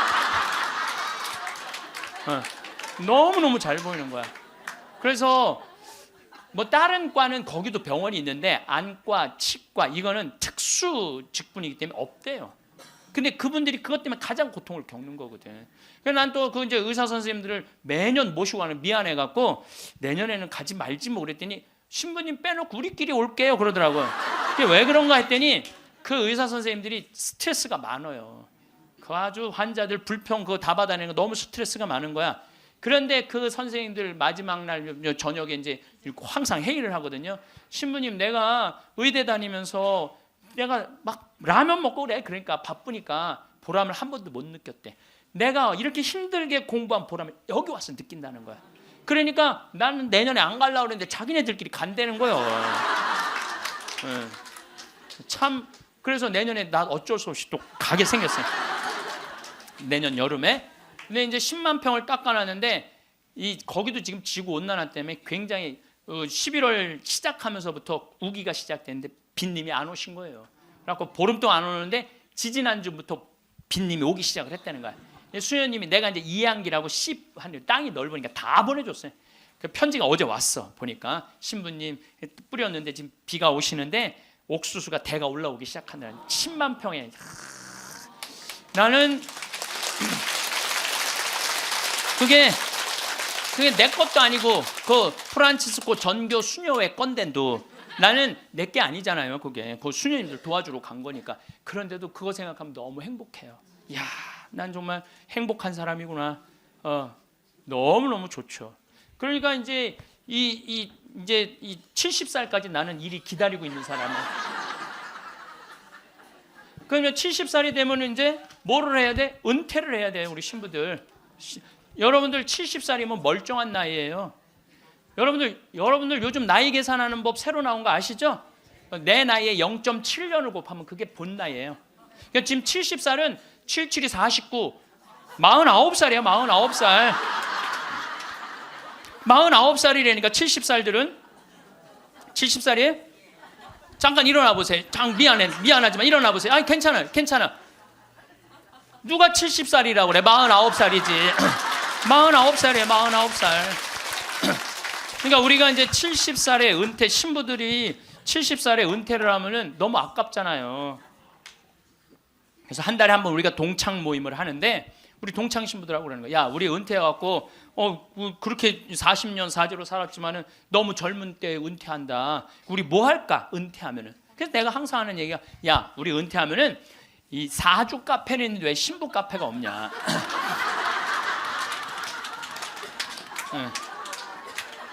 우리 신부 카페 하자. 신부 카페. 아니 요즘 사람들 마음 답답하면 사주 카페 가고 전보 커피 마시면서 전보잖아요. 그러니까 우리도 신부로, 여러분들 신부로 귀신의 애비로 40년을 살면요 웬만한 무당보다 나아요. 귀신의 애비로 40년 정도 살면 웬만한 무당보다 낫다니까요. 예, 지금 70살 저기 원로 신부님들 딱 여러분들 보면요, 여러분 인생이 딱 보여요. 얼굴이 뭐냐면 얼이 들어왔다 나갔다는 굴이야. 얼이 들어왔다는. 그래서 우리 얼굴 안에 7,000개 인생이 있다는 거예요. 여러분들 얼굴 안에 딱 보면 남편이 바람 피고 있구나, 이게 금방 나온다니까. 웬만한 점쟁이 무당보다 낫다니까요. 저도 본당 신부하면서 무당들 세례를 많이 줬어요. 무당들이 천신, 자기가 모시는 신기가 떨어지면요, 천신을 찾아온다니까요. 그래서 내가 뭐 북도 태우고 막 이거 신물도 많이 태워주고 세례도 주고, 또 어떤 무당은 유방암이 걸렸는데 67, 8쯤 됐는데 평생 이제 점을 봐준 거죠. 근데 이제 나한테 온 거예요. 이제 삶을 정리하고 하느님한테 귀의하고 싶다고. 살아온 얘기 다 들어주고, 그리고 이제 마지막에 이제 죽을 때 또 신부님 성가 소리 듣고 죽고 싶다고. 근데 쫓아가고 또 보니까 막 기다리고 있더라고요. 그래서 성모님 성가 듣고 싶다. 그래서 내가 막 성가 불러주는데 그렇게 해서 돌아가셨어. 그러니까 내 품에 죽은 무당도 있다니까. 내 품에 죽은. 내가 웬만한 무당보다 낫지. 웬만한 무당보다 나은 거예요. 그러면 우리가 카페 차려놓고 여러분들 본당 신부님들 면담하려고 그러면 얼마나 힘들어. 본당 신부님 바쁘고 우리 은퇴하면 시간도 많은데. 그래서 우리 잘생긴 시모니 신부가 있어요. 오늘 오후에 만날 건데, 시모니 신부 그 커피 바리스타 자격증도 있고 잘생기고 자격증이니까 시모니 신부는 커피 바리스타 하고, 그리고 나보다 7살 많은 저 베네딕토 신부라는데 얼굴이 못생겼어요. 형은 그 정신없이 왔다 갔다 하지 말고 주방에서 나오지 말고 거기서 나오지 말고 음식하고 음식. 그다음에 뭐 담배만 피우고 뭐 아무것도 안 하는 우리 마티아 신부, 너는 청소하고. 난 이제 이게 되니까 앉아서. 내가 장소도 다 봐뒀어요. 장소는 어디로 했냐면은 남한산성 성지가 있는데, 남한산성 성지가 새로 성당을 줘서 갔어요. 옛날 구성당이 아주 그 창호주로 잘 져놨어. 그래갖고 그 성당 터 달라고 그랬어. 여러분들 남한산성 그 근처에 또 점 보는 데도 많아요 보면. 그래갖고 이제 거기에 이제 신부 카페. 우리는 은퇴해서도 할 일이 있는 거야. 그러니까 나는 이제 뭐 대학 하라고 이제 기부금도 40억 받았으니까 나는 200살까지 살아도 일이 있어요. 200살까지. 근데 여러분들은 무슨 계획이 있느냐? 나 이걸 묻고 싶은 거예요. 무슨 계획이 있느냐? 지금 60살 되신 분들은 100살까지 살아요. 100살. 50살 되신 분들은 110살까지 살아. 110살. 40대신 분들은 120살까지 살아. 120살. 제가 20년 전에 강의하러 다니면서 여러분들은 이제 100세 시대가 옵니다. 신부님 뻥하지 말라고, 무슨 100살까지 사느냐고. 근데 요즘 여러분들 100세 안보장, 100세 연금보장 나왔어요, 안 나왔어요? 100세 시대 온 거예요. 근데 올해 한 보험회사에서 무슨 상품이 나왔냐면 110세 건강 안심보험이 나왔다니까요. 그러면 이분들이, 보험회사 분들이, 야 100세 상품 나왔으니까 다음에 110세 할까? 이거 아니죠. 그때는 암 정복된다고 보는 거예요.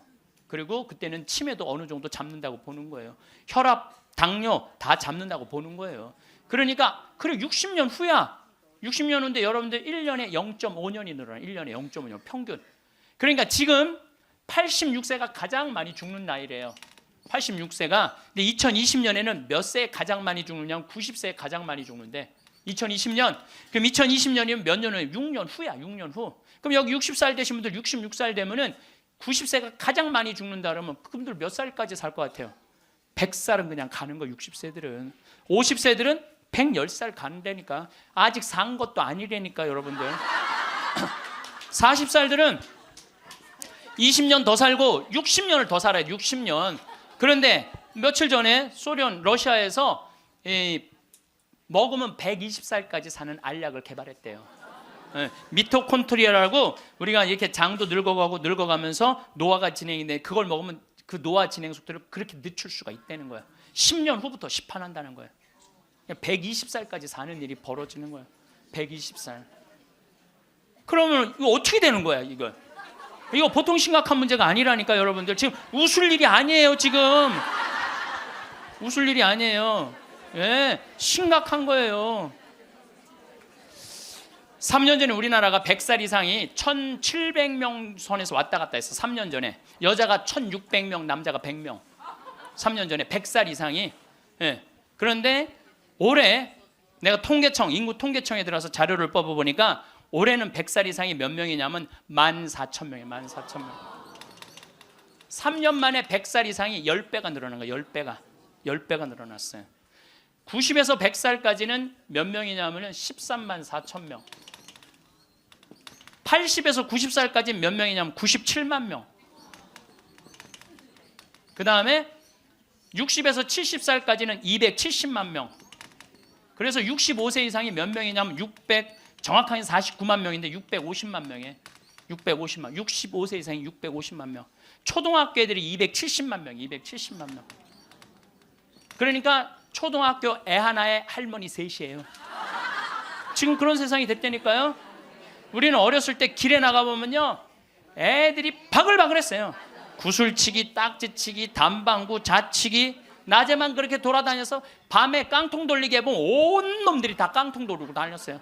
근데 요즘 길에 나가면 애들 하나도 없어요. 어딜 돌아다니는지. 누구만 할머니, 할아버지들만. 할머니가 길에 꽉 찼어. 또 할머니들이 어서 유모차 주사, 유모차를 밀고 온 세상을 다 다녀. 유모차를 밀고 온 세상을 다 다녀. 유모차를 밀고. 무슨 뭐 놀이터, 슈퍼마켓. 그래서 여러분들 무슨 현상이 있느냐면요. 무슨 현상이 있느냐면은 그 노인정 앞에 가보세요. 유모차가 10대씩 끝나고 나면 밀고 다 집에 가고. 이거 어떻게 할 거예요?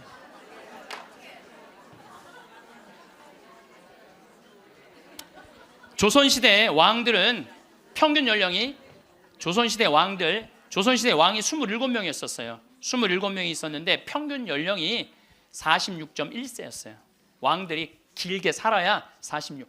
왕자고 공주들, 관리 잘한 왕들은 46.1세. 관리 잘하는 거 왕자도 큰 왕자들 있잖아요. 왕 못된 왕자들. 그거 평균 나이라면 36세야. 평민들은 조선시대 35세. 평균 나이 35세. 그때는요, 아무 문제가 없었어요. 그때는 35세.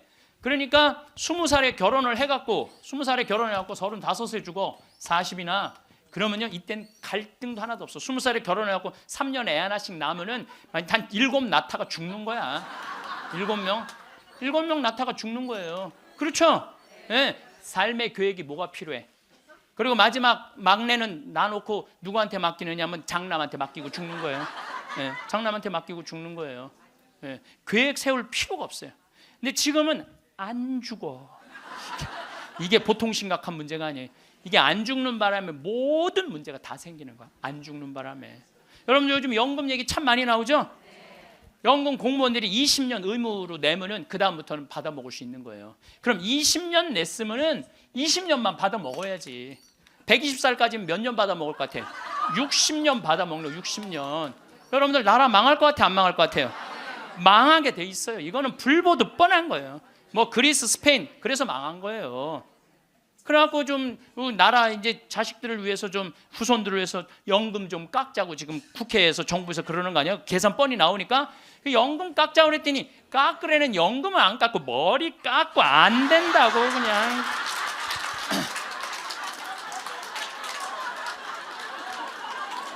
아니 누가 연금 깎자고 그랬지 머리 깎자고 그랬어?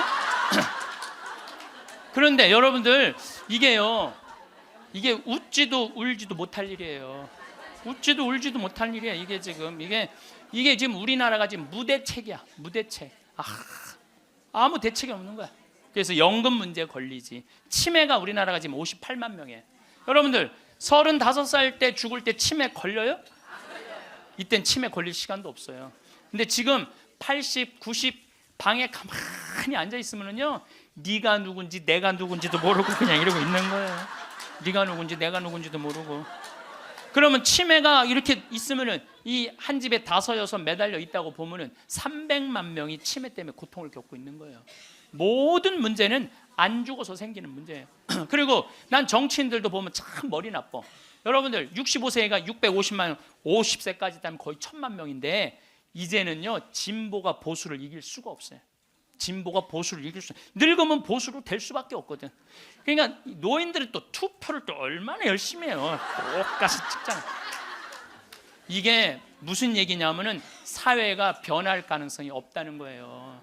젊은 사람이 많이 나와야지 사회가 변하고 발전하는데, 나이를 먹어가는 사람이 그 사회의 주축을 이루고 있잖아요. 그렇다고 죽으라고 그럴 수도 없고 살라고 그럴 수도 없고. 그러니까 결국은 누가 변해야 되냐면은 여러분들이 변해야 되는 거예요. 내가 삶을 어떻게 살아갈 것이냐, 이거 보통 생각해야 되는 거 아니에요. 그냥 진짜 웃을 일이 아니라니까요. 지금 여러분들 웃을 일이 아니에요. 그런데 우리나라가 65세 이상 노인들이 OECD 국가 중에 가장 가난해. 가장 가난해. 근데 여러분들 왜 가난한 줄 알아요? 국가가 잘못해서 가난했을 것 같아요?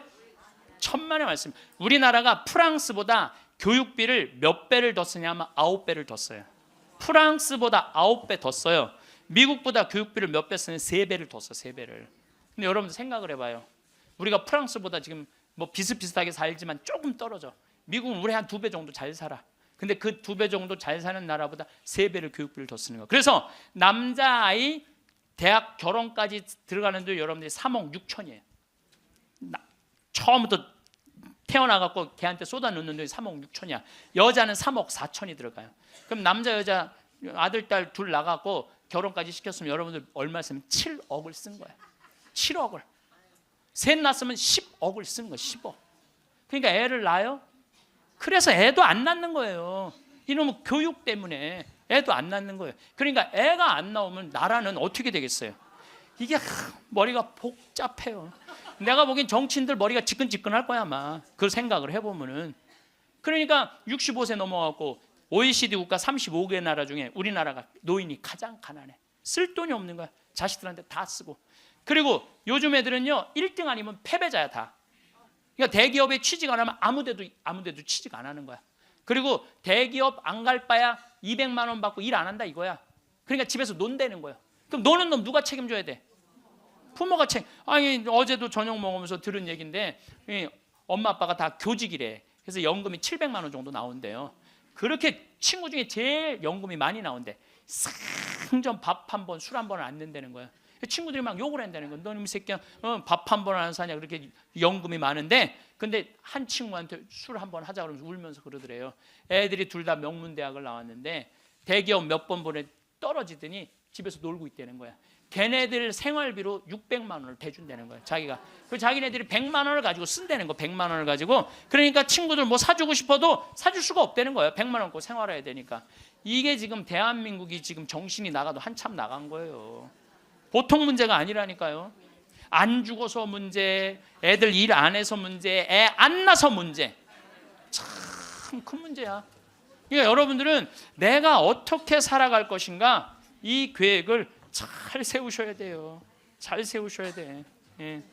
또 이 나이를 먹어갖고 어떤 문제가 있느냐면은 70세 드신 분들, 이 경제적인 문제가 지금 가장 심각한 문제고, 또 하나는 무기력증에 빠져요. 사는 게 재미가 하나도 없어.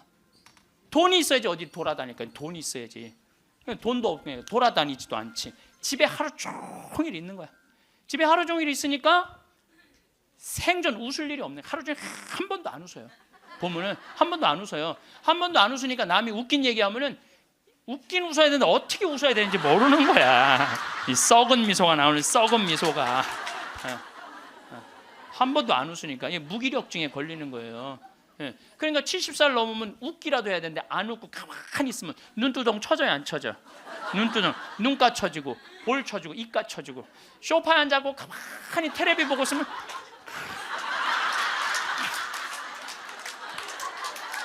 소파에 앉아고 텔레비만 째려보고 있는 거야.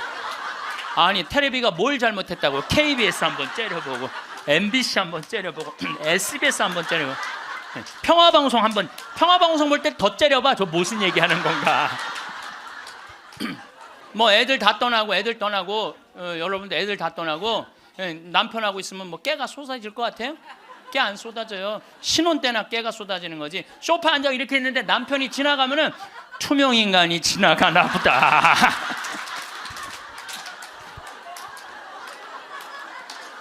사는 게 재미가 하나도 없는 거예요.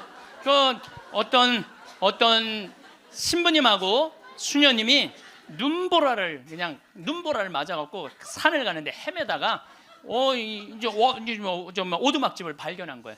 발견했는데 다행히 침대가 하나 있고 그 다음에 침낭이 있는 거야. 담요는 이제 바닥 옆에 있고, 그래서 신부님이 수녀님 침대가 하나밖에 없으니까 나는 남자니까 수녀님은 침대에서 주무시고 나는 침낭에서 자겠다고. 그래갖고 이제 이렇게 이제 겨우 이제 그 어른 몸을 녹이고 신부님이 침낭에 이렇게 자꾸로 올리고 잘라 그러는데 수녀님이 신부님 저 너무 추워요 그러는 거예요. 그래갖고 신부님 어떻게 해? 자꾸를 열고 다시 나가갖고 담요를 하나 이제 갔다가 이제 수녀님 덮어줬어. 수녀님 이제 따뜻할 거라고. 그래갖고 이제 다시 이제 들어와갖고 이제 침낭을 딱 이렇게 해갖고 좀 잠을 막 들어갈 때 수녀님이 신부님 저 정말 추워요 그러는 거야. 짜증이 나는데 어떻게 해? 남자인데. 그래갖고 다시 이걸 열고 다시 담요를 하나 수녀님 덮. 수녀님 진짜 이제 따뜻할 거라고. 그래갖고 이제 겨우 잠을 일어나. 신부님 저 정말 추워요 그러는 거예요. 신부님이 딱 일어나서 수녀님 사실은 여기 우리 둘밖에 없다. 아무도 우리 둘이 있는 거 모른다. 그러니까 수녀님 우리 부부처럼 오늘 밤을 좀 지내자. 그랬더니 수녀님 아우 좋아요 그랬어요. 수녀님이 아우 좋아요. 그래 아유 좋아요. 그래서 그럼 부부처럼 하는데 내가 지금부터 말을 좀 하겠다. 수녀님 그 수녀님 말을 내가 빼겠다. 당신 자꾸 짜증나게 할 거야? 그 빌어먹을 담요 당신이 갖다 덮어. 나 잠 좀 자게 나도 좀. 여러분들 부부가 이게 다정하게 이렇게 살다가 늙으면 좋은데 서로 맨날 짜증이 나느니 뭐 지겹대느니 이런 소리 하면은요 늙어서 한 집에 살아도요 있으나 많아요. 있으나 많아야. 하루 종일 혼자 텔레비. 이제 저녁에 며느리가 어머니 식사하세요. 방문 땅땅 두들겼는데 또 이 시어머니 또 전기세 또 불은 깜깜하게 꺼내. 째려보던 눈빛 그대로 파란 텔레비 불빛에 밥 먹으라고 이렇게 째려보면요 며느리가 심장이 땅땅 떨어지는 거예요. 사람은요 눈꼬리가 올라가지 이쁜 거야. 입꼬리가 올라가지 이쁜 거예요. 그래서 젊은 사람이 웃을 때 시원한 게 눈꼬리가 올라가고 입꼬리가 올라가서 시원한 거예요. 내가 이렇게 이렇게 젊은 사람은 눈에 확 띄어요. 눈꼬리 쫙 올라가고 입꼬리 올라가서. 또 나한테 강의 들어오면 그냥 와. 신부님한테 온다고 연필로 막.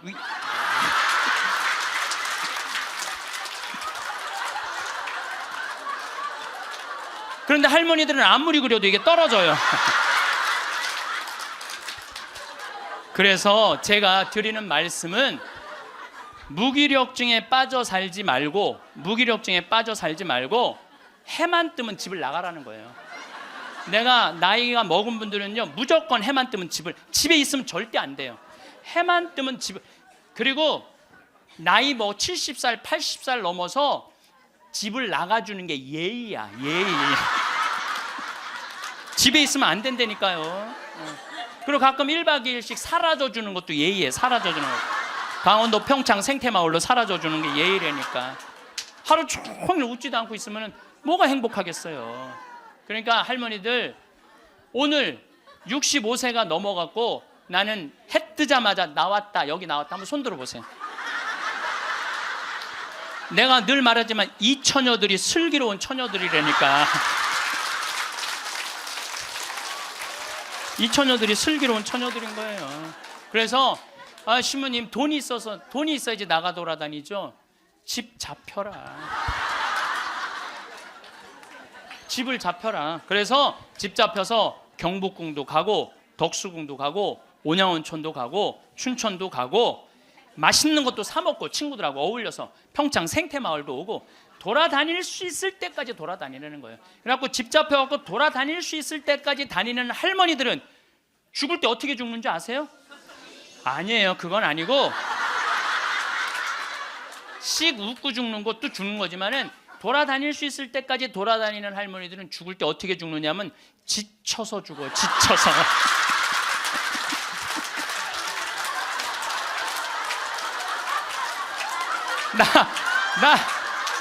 그러니까 95살쯤 돼갖고 나 도저히 못 돌아다니겠다. 나 힘들어서 도저히 나 이제 가야 되겠다. 그러면서 씩 웃으면서 죽는 거 지쳐서. 근데 어떤 사람들이 사람을 미치게 만드느냐 하면 돈 쓰는 거 무서워갖고 뒷방에 가만히 앉아 있는 거예요. 뒷방에 가만히 앉아 있으면은 여러분들 그 다음에 허벅지에 근육이 풀려요. 허벅지에 근육이 풀리면 그 다음에 하는 일은 누워서 똥 싸는 거예요. 똥 싸는 거예요. 그 다음에 그 집에 할머니가 똥을 싸기 시작하면 그 집은 기쁨은 다 사라지는 거예요. 냄새가 얼마나 기분 나쁘게 하겠어요. 본인도 괴롭지만 그걸 옆에서 지켜보는 사람들. 그러니까 여러분들 자식을 위하는 거는요, 자식 걱정하는 게 아니에요. 자식을 위하는 건 내가 마지막까지 죽기 직전까지 내 발로 화장실 가주는 게 정말 자식을 위하는 거예요. 그러니까 마지막까지 화장실을 가주기 위해서는 뭐 해야 돼? 운동해야 된다. 운동. 제가 말씀드리는 거 운동. 네, 운동. 여러분들 2살 때 자랑스러운 게 뭔지 알아요? 똥오줌 가르는 거예요. 2살 때 자랑스러운 건 똥오줌 가르는 거예요. 3살 때 자랑스러운 건 뭐냐면 이가 나는 게 자랑스러운 거예요. 그렇죠? 12살 때 자랑스러운 건 뭐냐면 또래 친구가 있는 게 자랑스러운 거예요. 그때 엄마 아빠 필요 없어. 또래 애들이랑 막 뛰어놀고 다녀.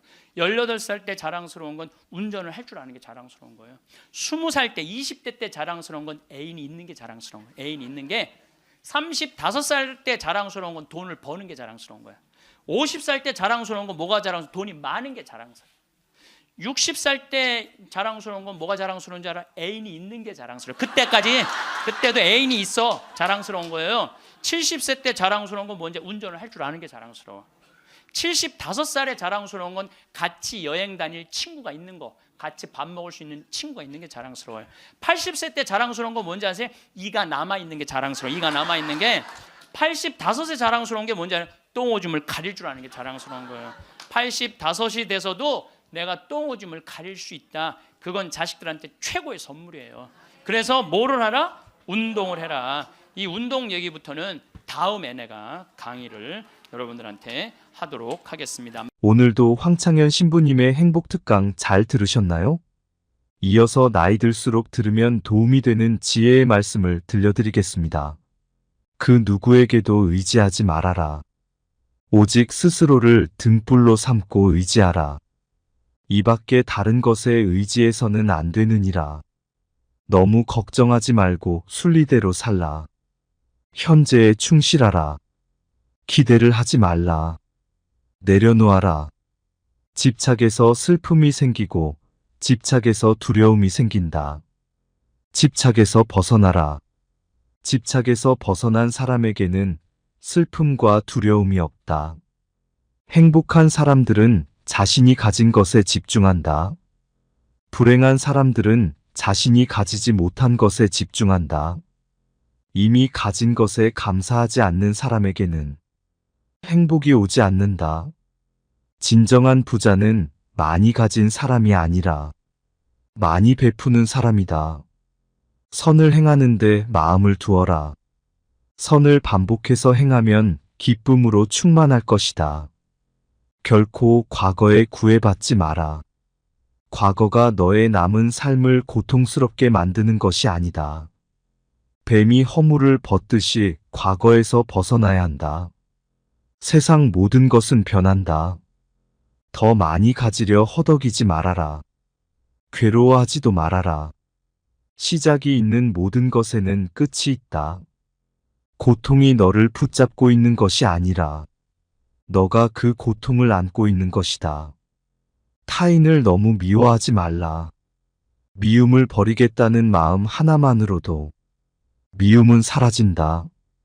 언젠가는 우리 모두가 죽는다. 삶이 영원하지 않다는 것을 깨달으면 우리의 마음은 곧 평화로워진다. 화를 내지 말라.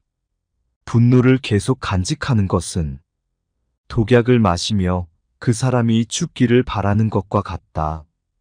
가진 것이 적어도 아낌없이 주어라. 그러면 온 우주 만물이 우리를 축복하리라. 모든 것은 우리가 생각하는 것의 결과이니 좋은 생각과 좋은 마음을 가져라. 그러면 행복은 그림자처럼 따라오게 되어 있다.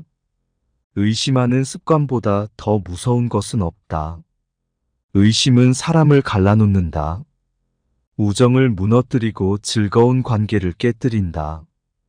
남이 내 뜻대로 순종해 주기를 바라지 말라.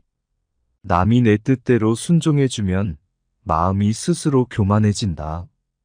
우리 내 삶에서의 모든 상황은 그저 찰나이다. 그렇기에 상황이 좋다면 그저 온전히 즐기면 그뿐이다.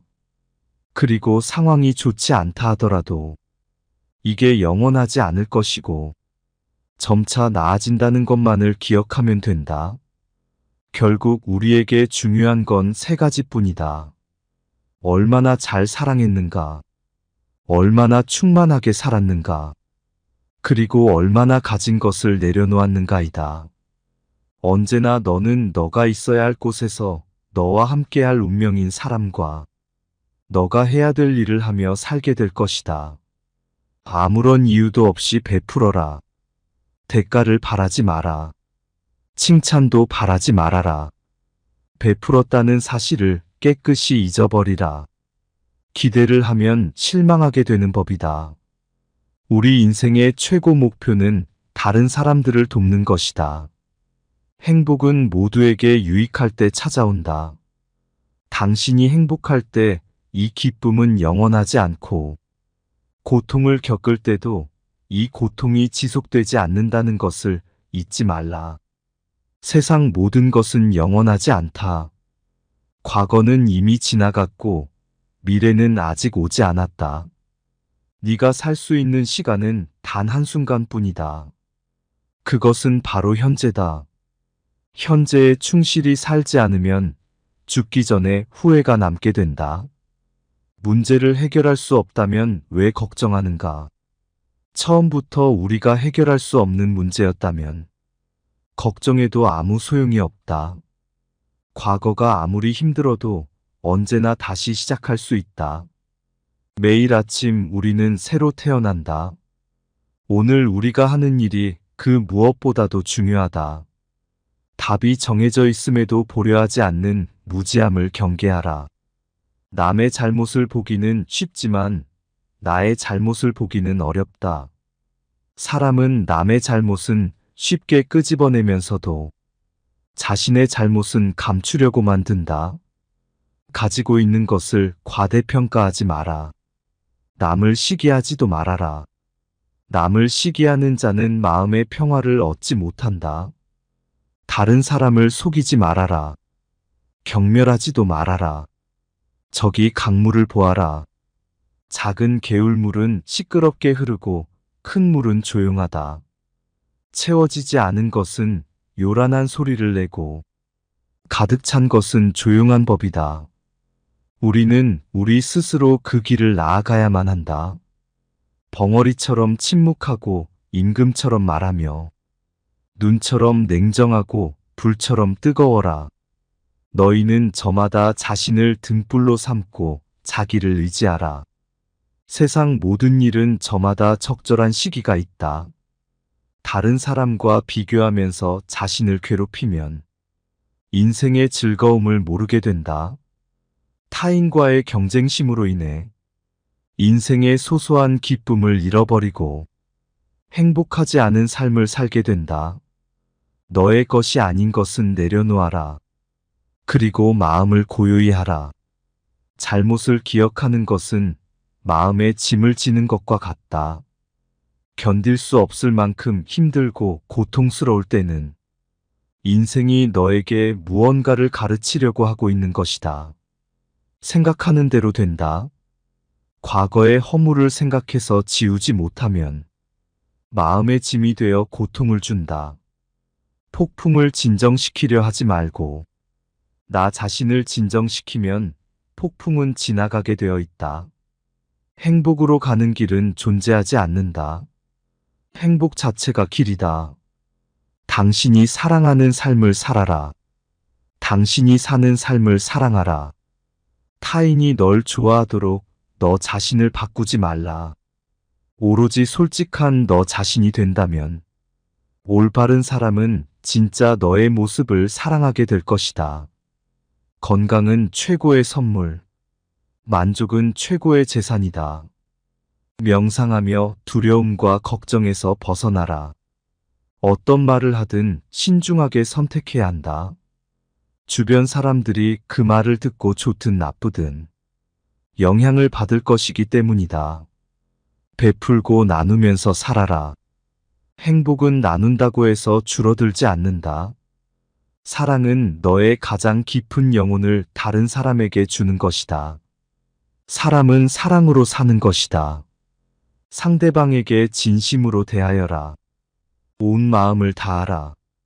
진정한 사랑은 이해에서 태어난다. 말을 잘한다고 해서 현명한 사람이 아니라 평화롭고 사랑할 줄 아는 사람이 진실로 지혜로운 사람이다. 너무 깊이 생각하지 마라. 불행의 가장 큰 원인은 생각이 너무 많아서이다. 약한 사람은 복수심에 사로잡히고 강한 사람은 용서할 줄 안다. 하지만 현명한 사람은 상관하지 않는다. 행복이라는 것은 자신이 가진 것에 감사할 줄 모르는 사람은 결코 느낄 수 없는 감정이다. 건강한 삶을 영위할 것인지 질병에 시달릴지는 오로지 자기 자신에게 달려있는 것이다. 작은 것에 만족하라. 조급해하지 마라. 신중한 태도와 겸손함을 가지며 가까운 이들에게 집착하지 말라. 타인이 널 어떻게 느끼는지는 너가 관여할 수 없는 것이다. 그러니 바꾸려 하지 말고 오로지 너의 인생을 살고 행복하여라. 어떻게 될지 두려워하지 말아라. 의지하지도 말아라. 두려움을 갖지 않으면 너는 평안해질 수 있다.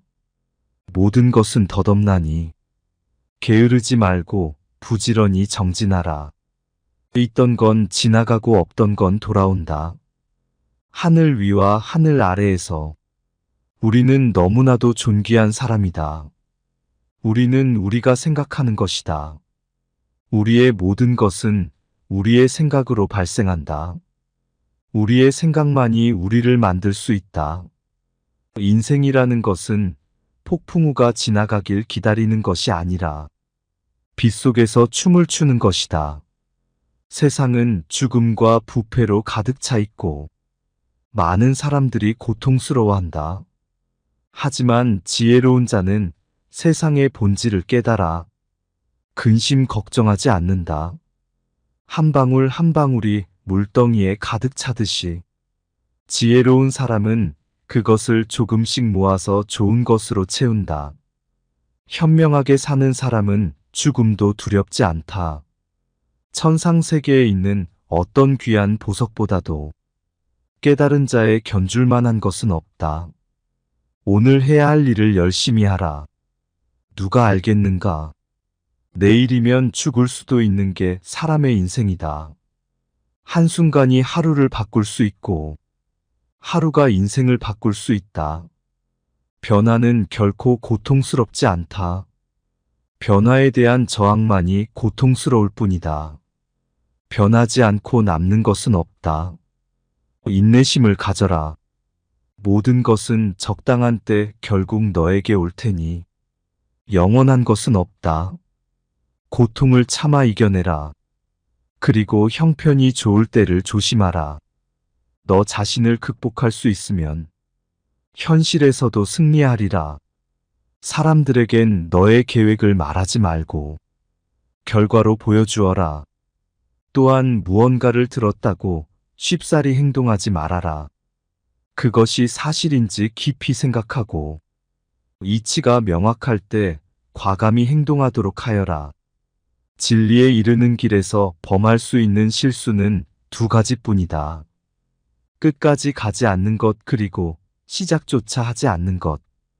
태어날 때부터 열등한 사람도 없고 태어날 때부터 우수한 사람도 없다. 세상에 태어난 후 자신의 선택과 마음가짐에 따라서 모든 게 결정되는 것이다. 너가 너의 마음을 다스리지 못하면 그 마음이 너를 휘두를 것이다. 흔들리는 건 사람의 눈이요. 활시위를 당기는 건 사람의 손이다. 명중할 수 있을지 의심하는 건 사람의 마음이다. 하지만 관역은 늘 제자리에 있다는 사실을 기억하라. 우리의 삶은 우리의 마음에 의해 형성된다. 세상을 향해 무한한 친절과 사랑을 발산하여라. 완전히 홀로 존재하는 것은 없다. 모든 것은 다른 모든 것과 관련이 되어 있다. 모든 존재에 대한 무한한 사랑을 키워야 한다. 마치 마지막인 것처럼 모든 행동에 충실하여라.